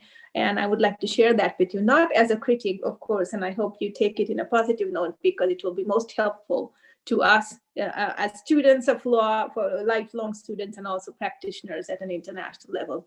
Now, since my exposure has only been in India and the United States, I will try to stay close to those two countries. So the very first is, of course, what the type of global Indians that I have had to deal with, the merchant navy employees, right, who are also NRIs and have extremely different set of issues that could be handled. The next area that I have been doing a lot of work in is domestic violence victims, and many times. The issue with the victims of domestic violence, if they are in the United States on temporary visas, the problem with them is that as soon as they go through the divorce process here in local courts, and as all of you experts have discussed, that how the local court shouldn't even have jurisdiction over their marriage, because majority of the time they have gotten married under Hindu Marriage Act in India, under per the Hindu rituals, and they have not been married in the United States the second time. So really the local courts technically, legally should not have jurisdiction on their marriages. But the way we establish here, the US courts, the way they establish jurisdiction over in personal jurisdiction, they can easily establish that jurisdiction and grant them a divorce. Whether or not that divorce is legal in India, whether that can be enforced as is without going through the second round of court proceeding or through the embassy administration of the divorce is, of course, we've already discussed that, and the book goes into a lot of details for that. One area that I have noticed in the book that could be expanded is the role of the embassies in administering the matrimonial court orders, the child custody orders, property division orders, because I think particularly in domestic violence matters, Delhi High Court has instructed Indian states that they could rely on embassies a lot more in expediting the enforcement of such orders in India, instead of going through this mirror jurisdiction, it's called, right? Mirror, let me see, what's the exact phrase that you use there? If I can find it. It's mirror orders. Mirror order. Okay. Mirror orders. Orders Okay, the mirror reflecting one order jurisdiction to another. jurisprudence. Yes, exactly. Because not everybody has the time and the money and the resources to go through that process, because it cannot happen quickly. And majority of the time, if they have minor kids involved, perhaps the route of going through the embassy administration of their United States court orders in the matrimonial matters, in the domestic violence matters, could be one area that you can explore further, because that would be most helpful in majority of the cases. The second issue that is that we mostly face in domestic violence matters, or even other, when there are breaks in marriages of global Indians in the United States, most of the times the wives they are on dependent visas that are associated with their husband's work. So when they get divorced, and if there is domestic violence, first thing that happens as soon as the divorce is effectuated is that they lose their status of the dependent visa on their husband's, attached to their husband's work visa. But I serve on this pro bono panel at the state level here. It's called VAWA and U Visa. VAWA stands for Violence Against Women Act, and U Visa is one of the category U, section U of the USCIS code. And both of those grant certain remedies to victims of certain classified crimes, and they can apply for certain special visas to continue to stay in the United States, particularly when they have very young kids who need some kind of assistance from their father, or they're going to school here, or there is no family support back in India, who are not approving of the divorce and they don't want to accept the woman back in their Indian families. So majority of the time, what happens is when we apply for that kind of remedy, these women are stuck in the United States for years. They must stay here. They are not allowed to travel outside of the country until their remedy is approved. And under the current administration in the United States, these remedies are not looked at favorably, meaning that the processing of those applications get delayed for years.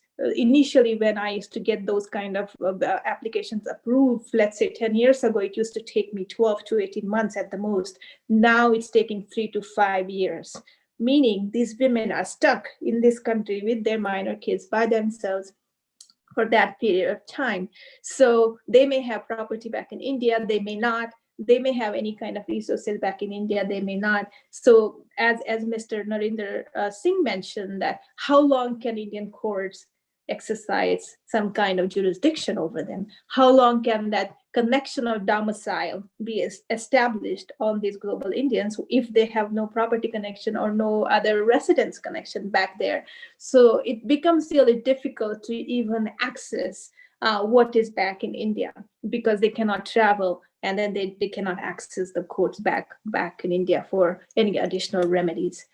So that's one area. The second is, of course, in those cases, the husbands generally who have been abusing their spouses try to funnel a lot of money back to India.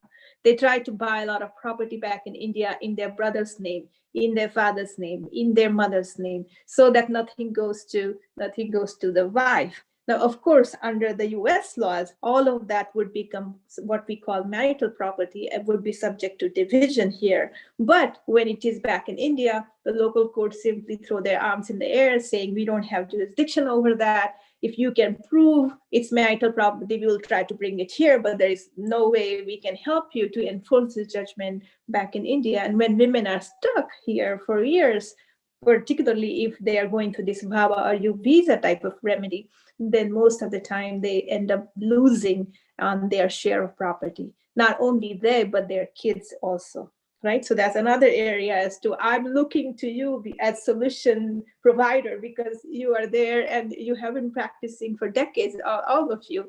And when you write a second volume of your book, if you can address those areas, not only from the jurisprudence point of view, but also from policy point of view, that will be most appreciated by practitioners like me, and of course the beneficiaries of that.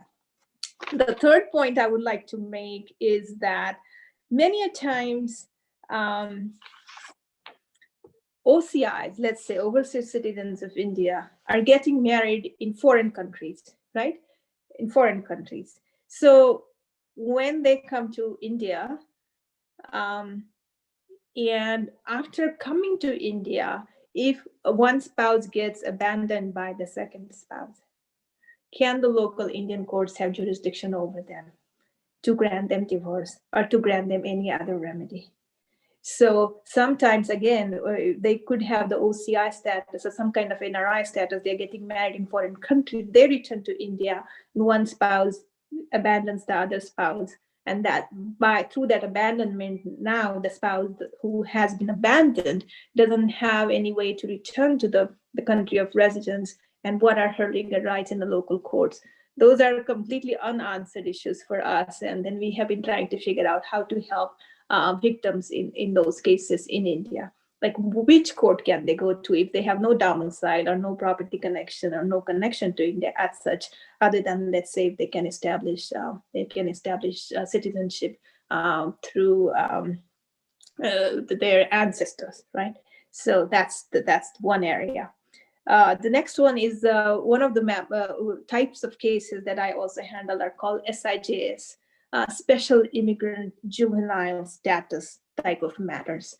What these cases represent are minor kids from India who have been abandoned by their parents, either while they were in India or somehow they made their way to the United States and then they were abandoned. It's unfortunate, and we may not hear about those things, and we may not believe that such things happen in the United States, but they do in large numbers, unfortunately. So what happened, let's say, I'll give you one example. So this was from Punjab area.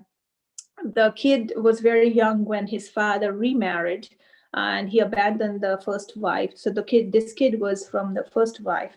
So the father remarried someone else. The second wife had kids, and then the kid's mother died when he was only 4 or 5. So now the father didn't want him, but the whole village went to the father, said, look, he has no one else, you have to take him. So the father took the kid, and then the father went to Italy for some reason, for some, I don't know, work or business. He took his second wife, kids from the second wife, and the child from the first marriage. And then when they were in Italy, apparently the second wife caused a lot of issues and saying, I don't want this kid here. He is not good for our relationship, whatever the reasons. So the father abandoned the child in Italy. Okay. So now here is the Indian citizen child, a minor kid, completely abandoned by his father in Italy. And then somehow Italian embassy, the Indian embassy in Italy was able to locate some community member from his village in the United States. So they managed to make that connection and send the kid to the United States. Somehow that case landed in my lap through my NGO. And then now we are working on it. How? Like, he has nowhere to go in India. He doesn't have any connection to Italy. No biological parents are available there to take care of him. So then how do we establish? That's what comes under special immigrant juvenile status. So we went through for years, and we got him the green card and the US citizenship in India, found a family as his local guardians. But what happens to his claim to his father's property back in the village?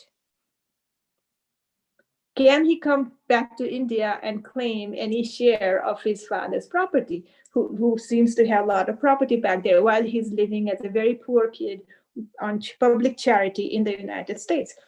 So people like me, we would like to help the child to claim whatever is his through his parents back in India. So those are types of issues also, as to how do you claim inheritance when you have not been part of the family, not been living in India. How can local courts establish jurisdiction over you, or what kind of remedies, and where can you go to establish that kind of claim on your family property?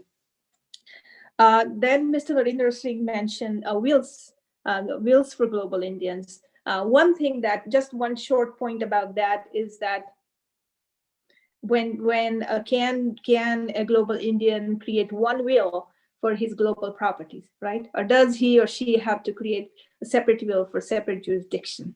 Like if I have home in India, home in the United States, home in England, can it be just one will? Is there a way to create one document that's just complete and can be enforceable in every jurisdiction where I have immovable property and movable property? So that's a big, big area that particularly with aging population of Indians who have been migrating abroad since the 60s are now coming home to roost, right? They have retired, and then they are the ones who are looking for such kind of help in large numbers, but we don't have standard answers for them. So we have to take it case by case and try to figure out a solution for them. So that would be a great help for practitioners like us.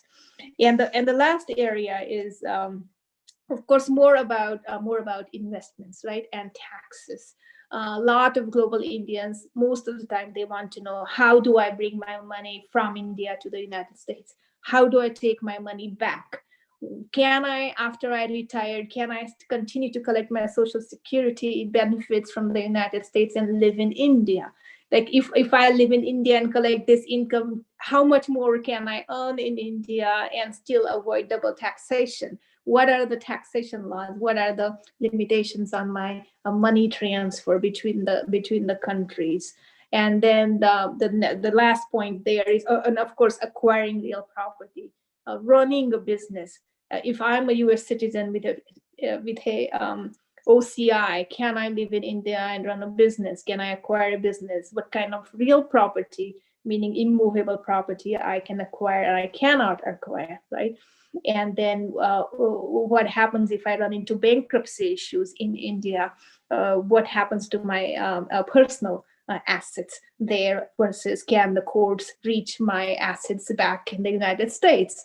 And lastly, if I form some kind of charitable trust, and if I'm an OCI person living in India, how do I bring funds to help my charitable work in India? What are the FCRA regulations, and what are the do's and don'ts so that I don't run afoul with the Indian laws? So these are some of the highlights of the areas that I just wanted to point out, because you have done, I think this is your 9th book, so I can see one more, at least few more coming out. So I didn't want to miss this opportunity to give you, highlight the areas which I think practitioners like me across the world could really, would appreciate it highly, particularly us who are working with global Indians.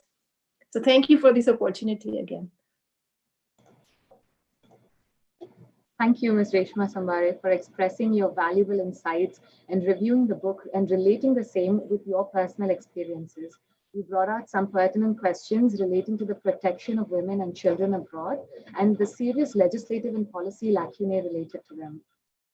Certainly, the rich deliberation by the panelists has stirred up some intellectual curiosity. And so now we will be moving into the question and answer session. To moderate the question and answer session with the audience, I will now invite Professor Shimanti Chaudhary. Thank you, Lasa. And a very good afternoon to all the esteemed panelists present here. It was a very vibrant and rich discussion on topics that are very relevant in today's time. And we had asked our students to send in their questions beforehand because so that we know what kind of questions we are expecting. And they have sent in a lot of exciting questions, which I will now pose to the panelists if I get their permission. Should I go ahead with the first question? Please do, please do. Yes, sir. So the first question is with respect to surrogacy and rights of a child born out of surrogacy.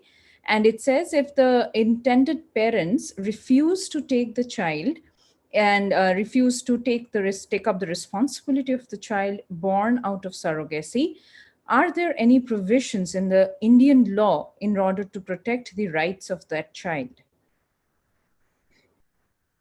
I'll take that question. Yes, sir. Thank you. Now, to put it very bluntly, the law on surrogacy is yet to take birth, though the surrogate child has been there for 10 years. We have let surrogacy go on through ICMR guidelines of 2005, but we have not made any law to regulate surrogacy. We have not created any infrastructural mechanism to enforce rights through surrogacy. The only ad hoc arrangement that is existing is through agreements. So through the agreement, there is a duty-bound contractual obligation for the mother to hand over the child and for the parents to take the child. Now, sadly, sometimes when children are born with abnormalities or problems, there is a tendency to not take away the child. Then often the hospital or the nursing home reports the matter to the police. The matter is sort of compromised. But unfortunately, we have developed a system of surrogacy, but we have not been able to bring in a mechanism to take care of the problems. So this is a gray area, and except for moral and other pressures, there is no real force in any system or through a court to enforce such rights. Thank you, sir. So this is something in relation to, again, child rights and inter-country adoption, the next question. One of the students is asking that how well developed are the laws with respect to inter-country adoption that they try to prevent incidents of trafficking? So his question is very blunt to the point that are there enough international laws or even at the national level which is efficient enough to take care of situations of child trafficking? See, as far as this is concerned, this is one area where India has solved the problems. Mr. Narinder Singh will bear out with me that the Hague Convention on Adoptions of 1993 has been signed by India. And to make sure that the obligations in the Adoptions Convention are put in place in the Indian legislation, we have made successive changes in the Juvenile Justice Care and Adoption of Children, Care and Prevention of Children Act 2015 by putting in all the provisions of the Adoption Convention and also of the UN Convention on the Rights of the Child, which also India has signed. We have created a special chapter on social integration and rehabilitation of children through adoption. We have made JJ rules. Then most importantly, the then Minister of Women and Child Development, Menka Gandhi, was very emphatic in making the adoption regulations 2017. Now, because we signed the Hague Convention on Adoptions, we had to be a signatory country. We had to create a central authority, and Central Adoption Resource Agency has now become Central Adoption Resource Authority, through which the entire process of inter-country adoptions takes place. The beginning of all this was Lakshmikant Pandey, 3 judgments, 1996, 1998, and 2000, by which trafficking of children was a conscious issue. So those judgments have actually percolated down into these adoption regulations. Now the trafficking of children is almost over. All inter-country adoptions go through CARA. Central authorities of different countries get in touch with the central authority, that is CARA in India. You get into a queue, you get a home study, then there is evaluation, then there is a court order, and then there is a CARA NOC. So trafficking is now something which is very difficult to do in vis-a-vis children is concerned. So adoptions is one thing which the law has taken care of, happily, of course. Thank you, sir. Yes, sir. Narinder Singh, sir, would you want to make some comments? Yes, I would just like to add to that, Yes, sir. that before the convention, the Hague Convention was adopted, we had the judgment on the Lakshmikant Pandey, in which the Supreme Court had laid down some guidelines we followed in the case of inter-country adoptions. And some of these guidelines have now been incorporated into the Hague Convention. Thank you, sir. This actually brings me to the next question, which is based upon the rights of child under the Convention on the Rights of the Child, and how it juxtaposes itself with this confusion or conflicts that are created due to applicability of multiple jurisdiction on the rights of child born out of marriage, which may have happened between parents of different nationalities. And this is with respect again with foster care child and India's response to the foster care system. So we have seen and we know of a lot of cross-cultural interactions that foster care concept is very well developed in US and UK, and we see a lot of situations where children in unhappy homes, in homes which are not comfortable or conducive to their well-being, being taken up in the foster care, and from there they are sent to families where they can be taken care of. In Juvenile Justice Act also currently there is a mention of foster care, but we have seen that the system is not as developed as or as systematic as we have seen in the operating countries like USA and UK. What would be the panelists' opinion with respect to development of a foster care system in India and the governing legal framework? What should it entail? See, as a practitioner, I have dealt with these issues to a great extent. Now, whenever we see a child custody dispute, we lose track of the fact that this is actually about the rights of a child. So I have in my recent arguments before courts started talking of the rights of the child.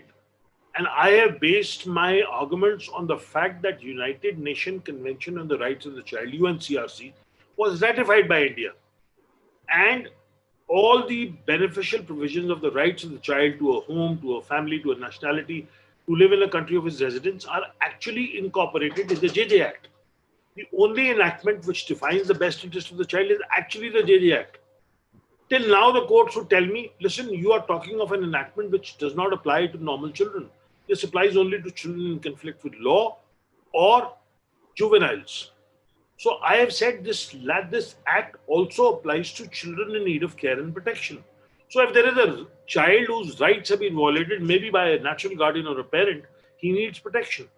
So happily to my satisfaction, this definition of the best interest of the child from the UN Convention on the Rights of the Child is now being taken in child removal matters. Now, vis-a-vis foster care is concerned, you see, unlike the West, what is our foster care system? Our foster care system is grandparents, brothers, sisters, masi, bhua as we call it, or extended family members. Because we are extended families, we are not single parent or dual parent families where parents, let us say in the US or in a foreign jurisdiction, maybe just the husband and wife. So if there is a dispute, the child goes to foster care.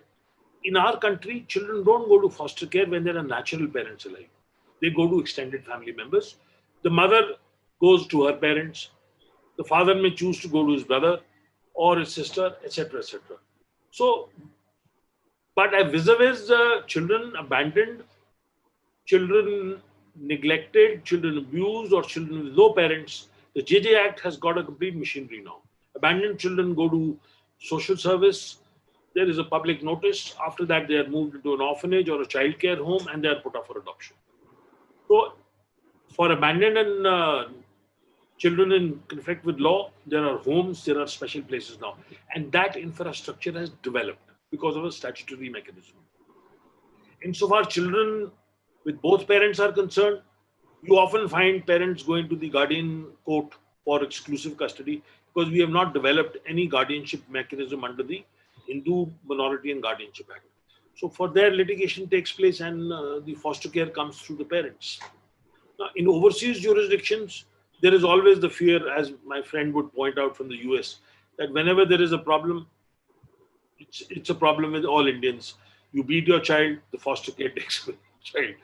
So their system, their method of evaluating foster care and need for your child to go to foster care, their social practice, their cultural values, I mean, the mores are totally different. So you have to take this with a pinch of salt. If you live in the US, you have to learn to respect US laws.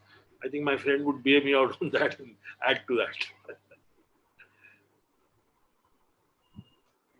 Yes, sir. No, I agree with you 100%. I yes, don't have anything Reshma, to add. would you?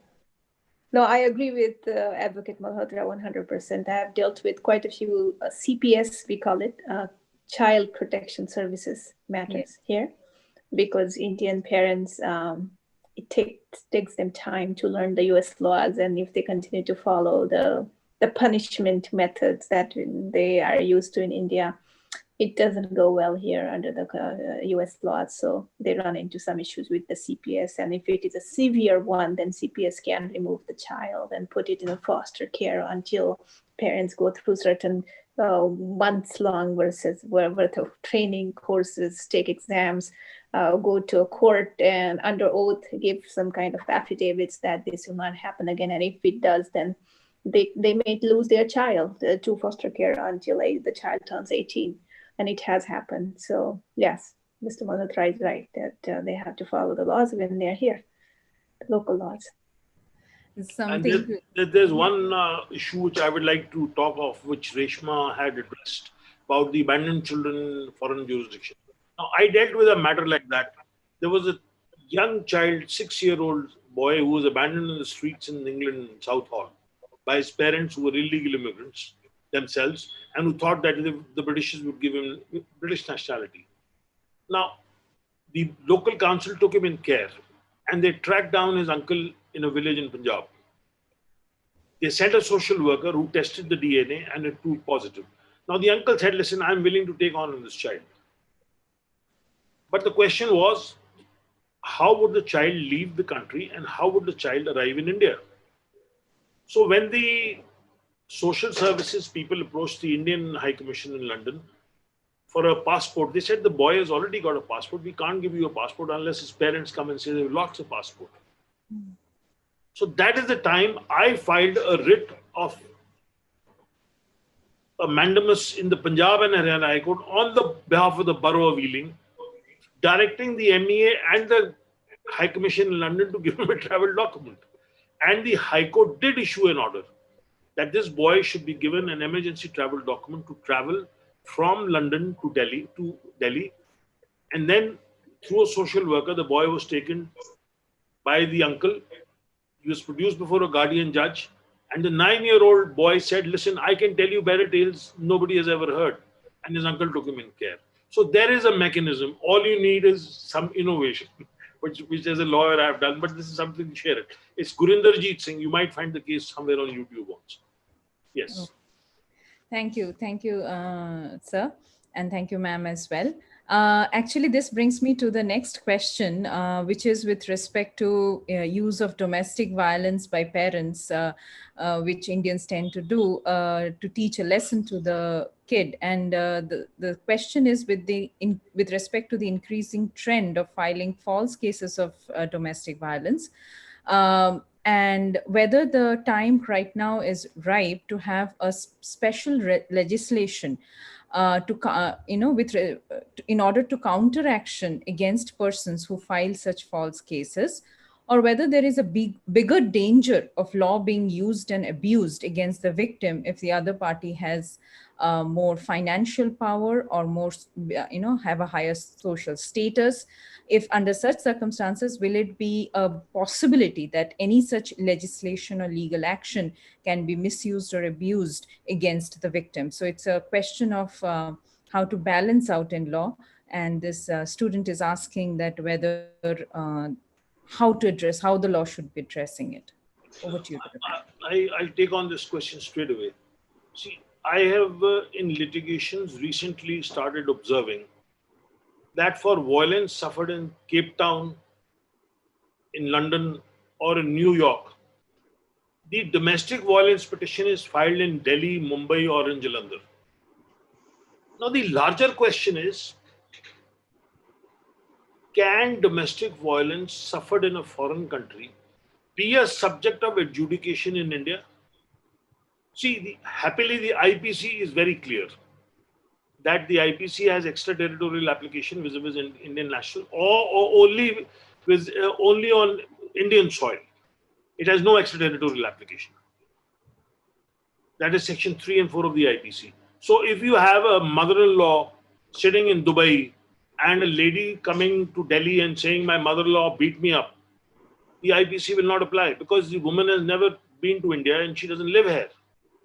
But in the Domestic Violence Act, under Section 27, it is said that the woman has the jurisdiction, or the court has the jurisdiction to file a petition where the wife is residing. Now, I have tried to unsuccessfully argue before a court that this is only if the domestic violence is suffered in India. You live in Nagpur. You have come to Delhi, where your mother lives, and you have a right to file a violence petition because the domestic violence has been suffered in India. But can you extend the jurisdiction of the Domestic Violence Act to South Africa, to New York? No, I would think no, but the court didn't agree with me. They said this is a beneficial legislation. Now, what has started happening of late is, see, under the Domestic Violence Act, you can get an order faster than you can in any other system or in any other litigation in India. All you have to do is file a complaint before a magistrate, and you can get an ex parte order. You don't have to lead evidence, and in the proceedings are supposed to complete within 60 days. It's a summary procedure. So you can get a residence order, you can get a maintenance order, you can get a right of residence to live in a shared household, you can get a custody order. So what do? You get a custody order of your child in a domestic violence petition. Now the question which a foreign court asks is this custody order in a domestic violence petition a final adjudication? The answer is grey, and the answer is no to a certain extent, because you have to go under the Guardian and Wards Act to the family court to get a custody order. So yes, there is an abuse of the DV Act. There is, to a large extent. See, what is done is you file for maintenance under 125 CRPC, you file an FIR under 406, 498 IPC for cruelty and harassment, you file a domestic violence complaint, and in some metropolitan jurisdictions, it is fashionable to file an anti-injunction suit also. And then you also file a divorce petition. So before the other spouse comes to India, you tell him, listen, you have 6 litigations. So the poor chap says, thank you very much. I'd rather stay here. So I think what is happening is that the plethora of laws adding to the misery of a spouse, which is going to be used to settle scores, has become, I think, it has become counterproductive. We really need to sort this out.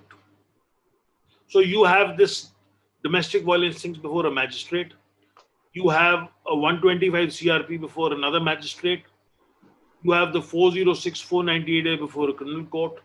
And you have the divorce petition before the family court. So how much time can an American, British national, or any other person spend in India? And the first thing they'll say is, please deposit your passport in court. And if you do that, you'll never get your passport back. So it's a pretty awkward situation. I'm not taking gender sides, but it is a lot of counterbalance wrongly done.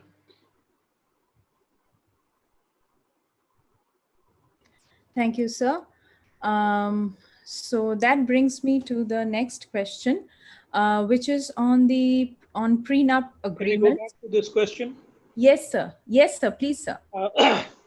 I just want to add to what was just mentioned by Mr. Malhotra. Please, sir. Well, you have the abuse of process in the domestic violence law. Then there's the question of dowry. You can have the abuse of the process in there. Then recently we had the law on atrocities against scheduled caste and scheduled tribes. That became a very big issue, with the Supreme Court giving a judgment that the matter should be investigated first before the person is arrested. And then there was a big agitation against changing the law. So this possibility is always there. And I don't see any easy answer to that. Thank you. Thank you, sir. So next question is with respect to prenup agreements and their execution and enforcement in India. So the question is very simple. It says, are prenup agreements made outside India be executed in Indian courts, and whether when either one of the party is an Indian citizen and the other party is a non-resident Indian.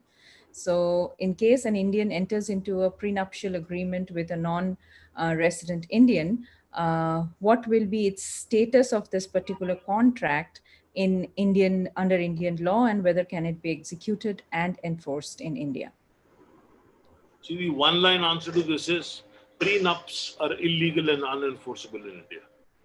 And the logic, the reasoning, and the justification is, see, in India, a marriage is fundamentally a sacrament. When you marry under the Hindu Marriage Act, and that takes care of Reshma's question also, if you were to marry under the Hindu Marriage Act through a traditional Hindu ceremony in the US, and you would get your marriage registered in the consulate under the Foreign Marriage Act, you can still invoke the Special Marriage Act in India for getting a divorce or taking a matrimonial remedy. Obviously, if you marry under the civil laws in the US, that would be a different question. India would not be able to adjudicate that dispute. Now, we look at on marriage as a sacrament. That is why registration of marriages under the Hindu Marriage Act is not compulsory. So marriage is not a contract. It is a sacrament. It is a religious thing under Indian family law. If you marry under the Special Marriage Act, though, that is different. So therefore, now in the West, a marriage is a contract. Your registration is compulsory. Your church marriage is optional.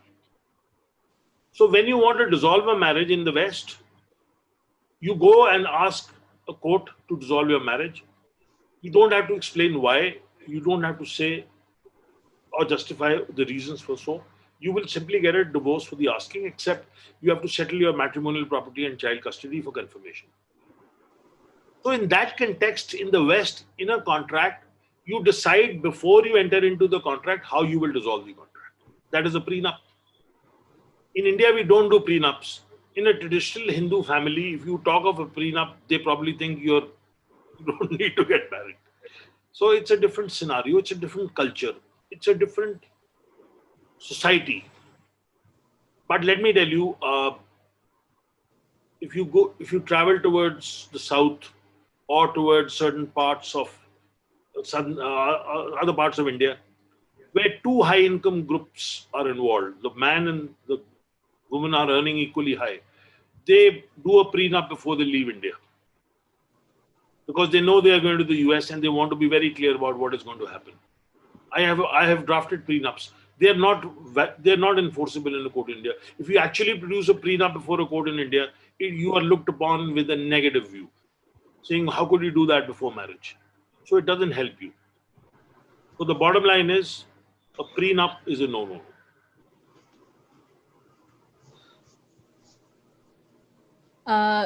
Just out of curiosity, sir, and because I also teach contract, this question has been lingering in my mind for quite some time. Is prenup, can it be enforced as a contract between two individuals? It's against public policy. It's okay. basically a fundamental violation of the Contract Act. Contract Act, yeah. Yeah, you see, because it is a contract not allowed by Indian law. Yes, yeah, public policy. Plain and simple. Yes, yes. So, it's a void contract. Thank you, sir. Thank you for this.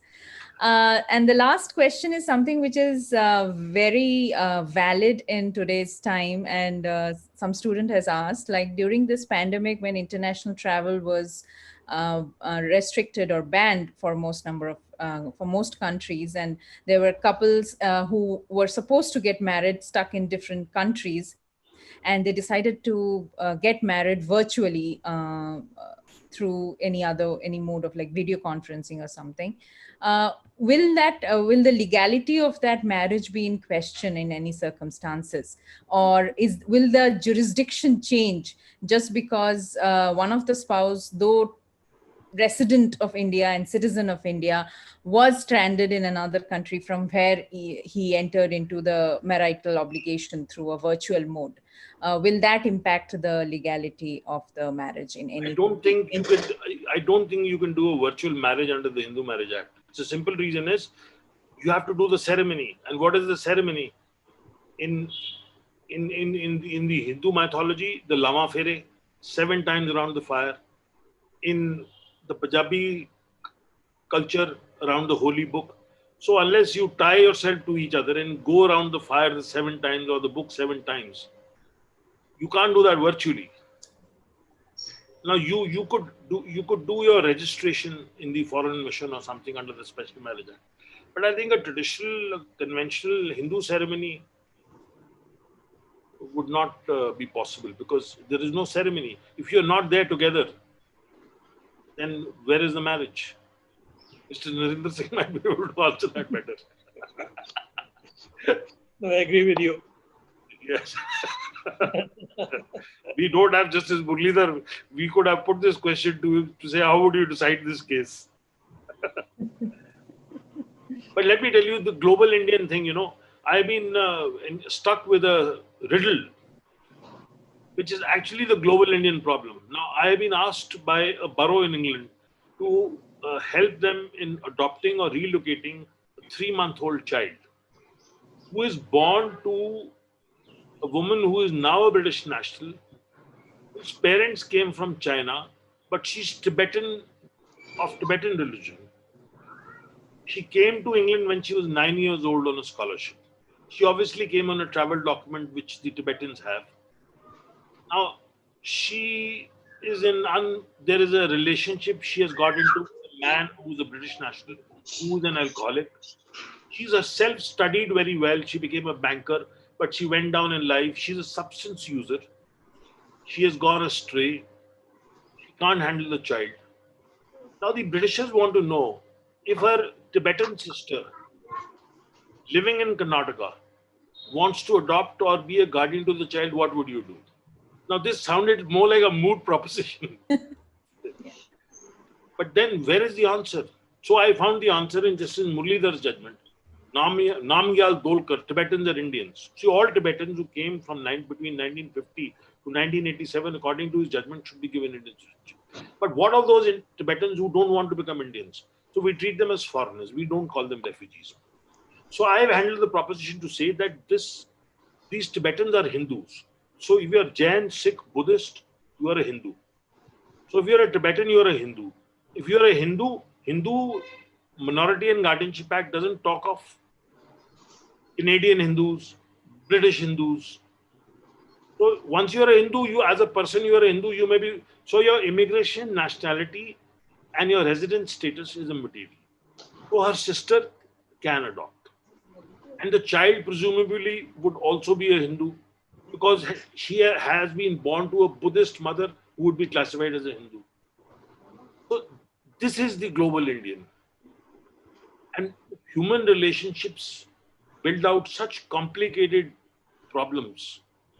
But for a British judge to figure this out, now he sent me a supplementary question. Would Tibetan and Chinese law apply? I told him, well, the answer was Tibetan and Chinese law will apply to Tibetans or Chinese nationals living in Tibet or China, not Tibetans or Chinese domiciled in India or living in India for so many years. Law of domicile. So that's how problems come up. And every day, somebody somewhere poses such a problem which is beyond comprehension and therefore global Indians. Now I'm going to go back to say global law for Indians. That's the reverse title now. Thank you, sir. Thanks to all the panelists for such an enlightening discussion. And I would like to congratulate Anil Malhotra, sir, and Ranjit Malhotra, sir, who's not here today joining us, on this fantastic book, which, though not in my area per se, I still want to read because it poses such interesting legal questions and gives an insight to problems which are actually happening every day. Like I have friends living in US and Canada, married under that law. And both of them are Indians, but they have been living there for so many years. And they do come back and ask such questions, what if, what not? So it's a good way to at least engage in a discussion in a friendly forum. Thank you, Muralidhar sir. Thank you, Narinder Singh sir. And thank you, Anil Malhotra sir. And thank you, Reshma ma'am, for this. Over to you, Lasya. Thank you, ma'am. Thank you, Professor Shumanti, for moderating the session. And thank you to our esteemed panelists for expressing your thoughts and views on the questions that were posed. Now, to summarize the key takeaways of today's discussion and to deliver the concluding remarks, I would like to welcome Dr. Shashikala Gurpur.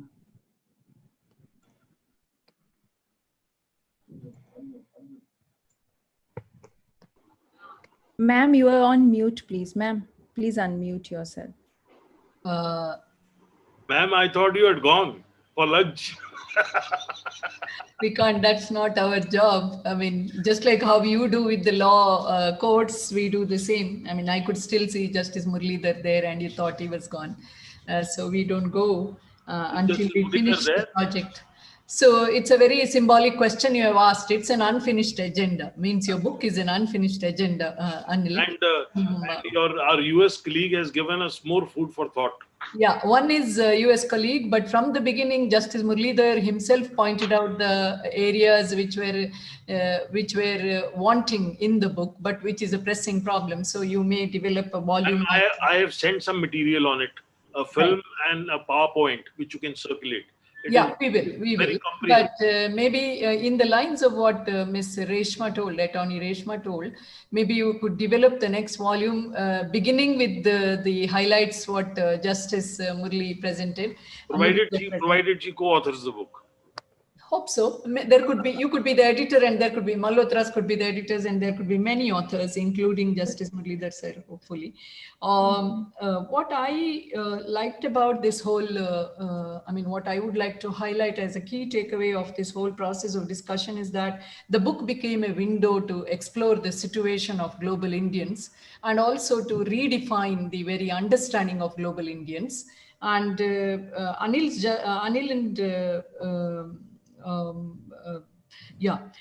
and Ranjit's justification of global Indians as Indians are everywhere, they are global, therefore we are discussing, that kind of a broad definition got more streamlined with the reflections that came in, and the underprivileged global Indians were highlighted in Justice Muralidhar's exposition. So also the way in which laws have been either used in ignorance or inadequately, or the way in which our embassy and our councils will have to be alert was highlighted by Narinder Singh sir. We also had a lot of learned exposition coming from Ms. Reshma, who has been working with such global Indians on the other side of the globe, in a relatively richer part, but relatively vulnerable population though. So it's a very interesting shades and contrasts which have been brought in from real life, the experiential nuggets. Now, coming to the connection to the book, which I would not lose focus on because today's key is the book. Now, 3 pain points alongside the genius that I recognize in the book, alongside the experiential nuggets which are brought in, because in some chapters he says, both of them say, after discussing the law, which is laid out in the beginning, the structure of the chapter is laid down or structure of the part is laid down, then the law is discussed, where it goes, as Attorney Reshma pointed out, almost like a handbook for a lawyer and a ready reckoner for related law. Then he concludes in a summary and then they talk about our experience shows. I think this is the original insight in the book, which is very useful to the students as well as practitioners, and also to explore what was already pointed out as innovation, the judicial innovation that Dr. Muralidhar would have done as a justice, or Malhotras would have done in bringing resolution to the conflicts or situations of justice, or Mr. Narinder Singh would have brought as the expert and advisor to various ministries and at the international fora. Now, in all, as I told you, it's a most updated analysis, very balanced, very accurate, very crisp. It's like a compendium. So it's a scholar's envy and advocate's pride, because somebody who is an advocate writes in a way that scholars can envy. Somebody who is an advocate can be proud that an advocate can write such a book with such scholarly depth. However, there are three pain points individually I felt, one of which was identified by Justice Muralidhar and was in a way supporting from Mr. Narinder Singh's viewpoint, that is just a kind of gentle nudging on India adopting the Hague Convention on child abduction. I mean, there is a certain unhappy tone about the case-based outcome, and there is a kind of gentle pressure to get a policy in this place. But this is much to the chagrin and nightmare of the feminists who do not want this child abduction convention to be acceded to by India, because most of the time those who flee domestic violence flee with the child. However, I have gone through the deliberations and the report where Malhotra brothers argue for a more balanced solution in terms of exempting the idea of parental taking of the child out of the definition of abduction. Second is in part 23.17, there's a kind of assumption, a pro-Western bias, where the authors say that if foreign courts develop principles on anti-suit injunction, India may develop. So why do we assume that Indian judges follow suit? What about so many other jurisdictions which have been inspired by Indian judgments and have amended law, like South Africa or even Commonwealth jurisdictions? So I'm questioning this pro-Western bias. Third is the empathy for human rights violation foisted on diplomats and maid contracts and private invasion in case of Indian parents. Now, this empathy, in my opinion, is a little, it has to be taken with a pinch of salt, because it was already brought out by a couple of panelists that Indian diaspora, when they disperse, they also disperse their national social evils like caste system, untouchability, abuse of servants, hierarchical relationships, physical abuse of children.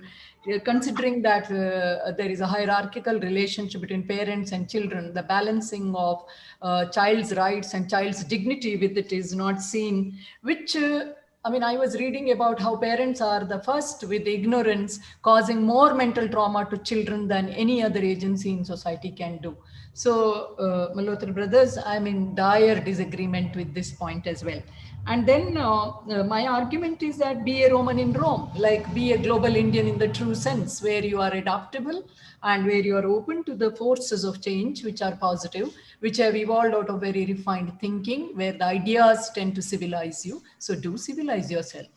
And then we have another point is, which is the best highlight in the book, the real justice in the virtual court. It's like Arundhati Roy's postscript in the award-winning novel, you know, God of Small Things. So this epilogue or the postscript is a very hopeful postscript, because it talks, or rather advocates, online dispute resolution, which I think is going to innovate this whole area of practice in a more efficient manner. And what I liked was a very, very literary command. I mean,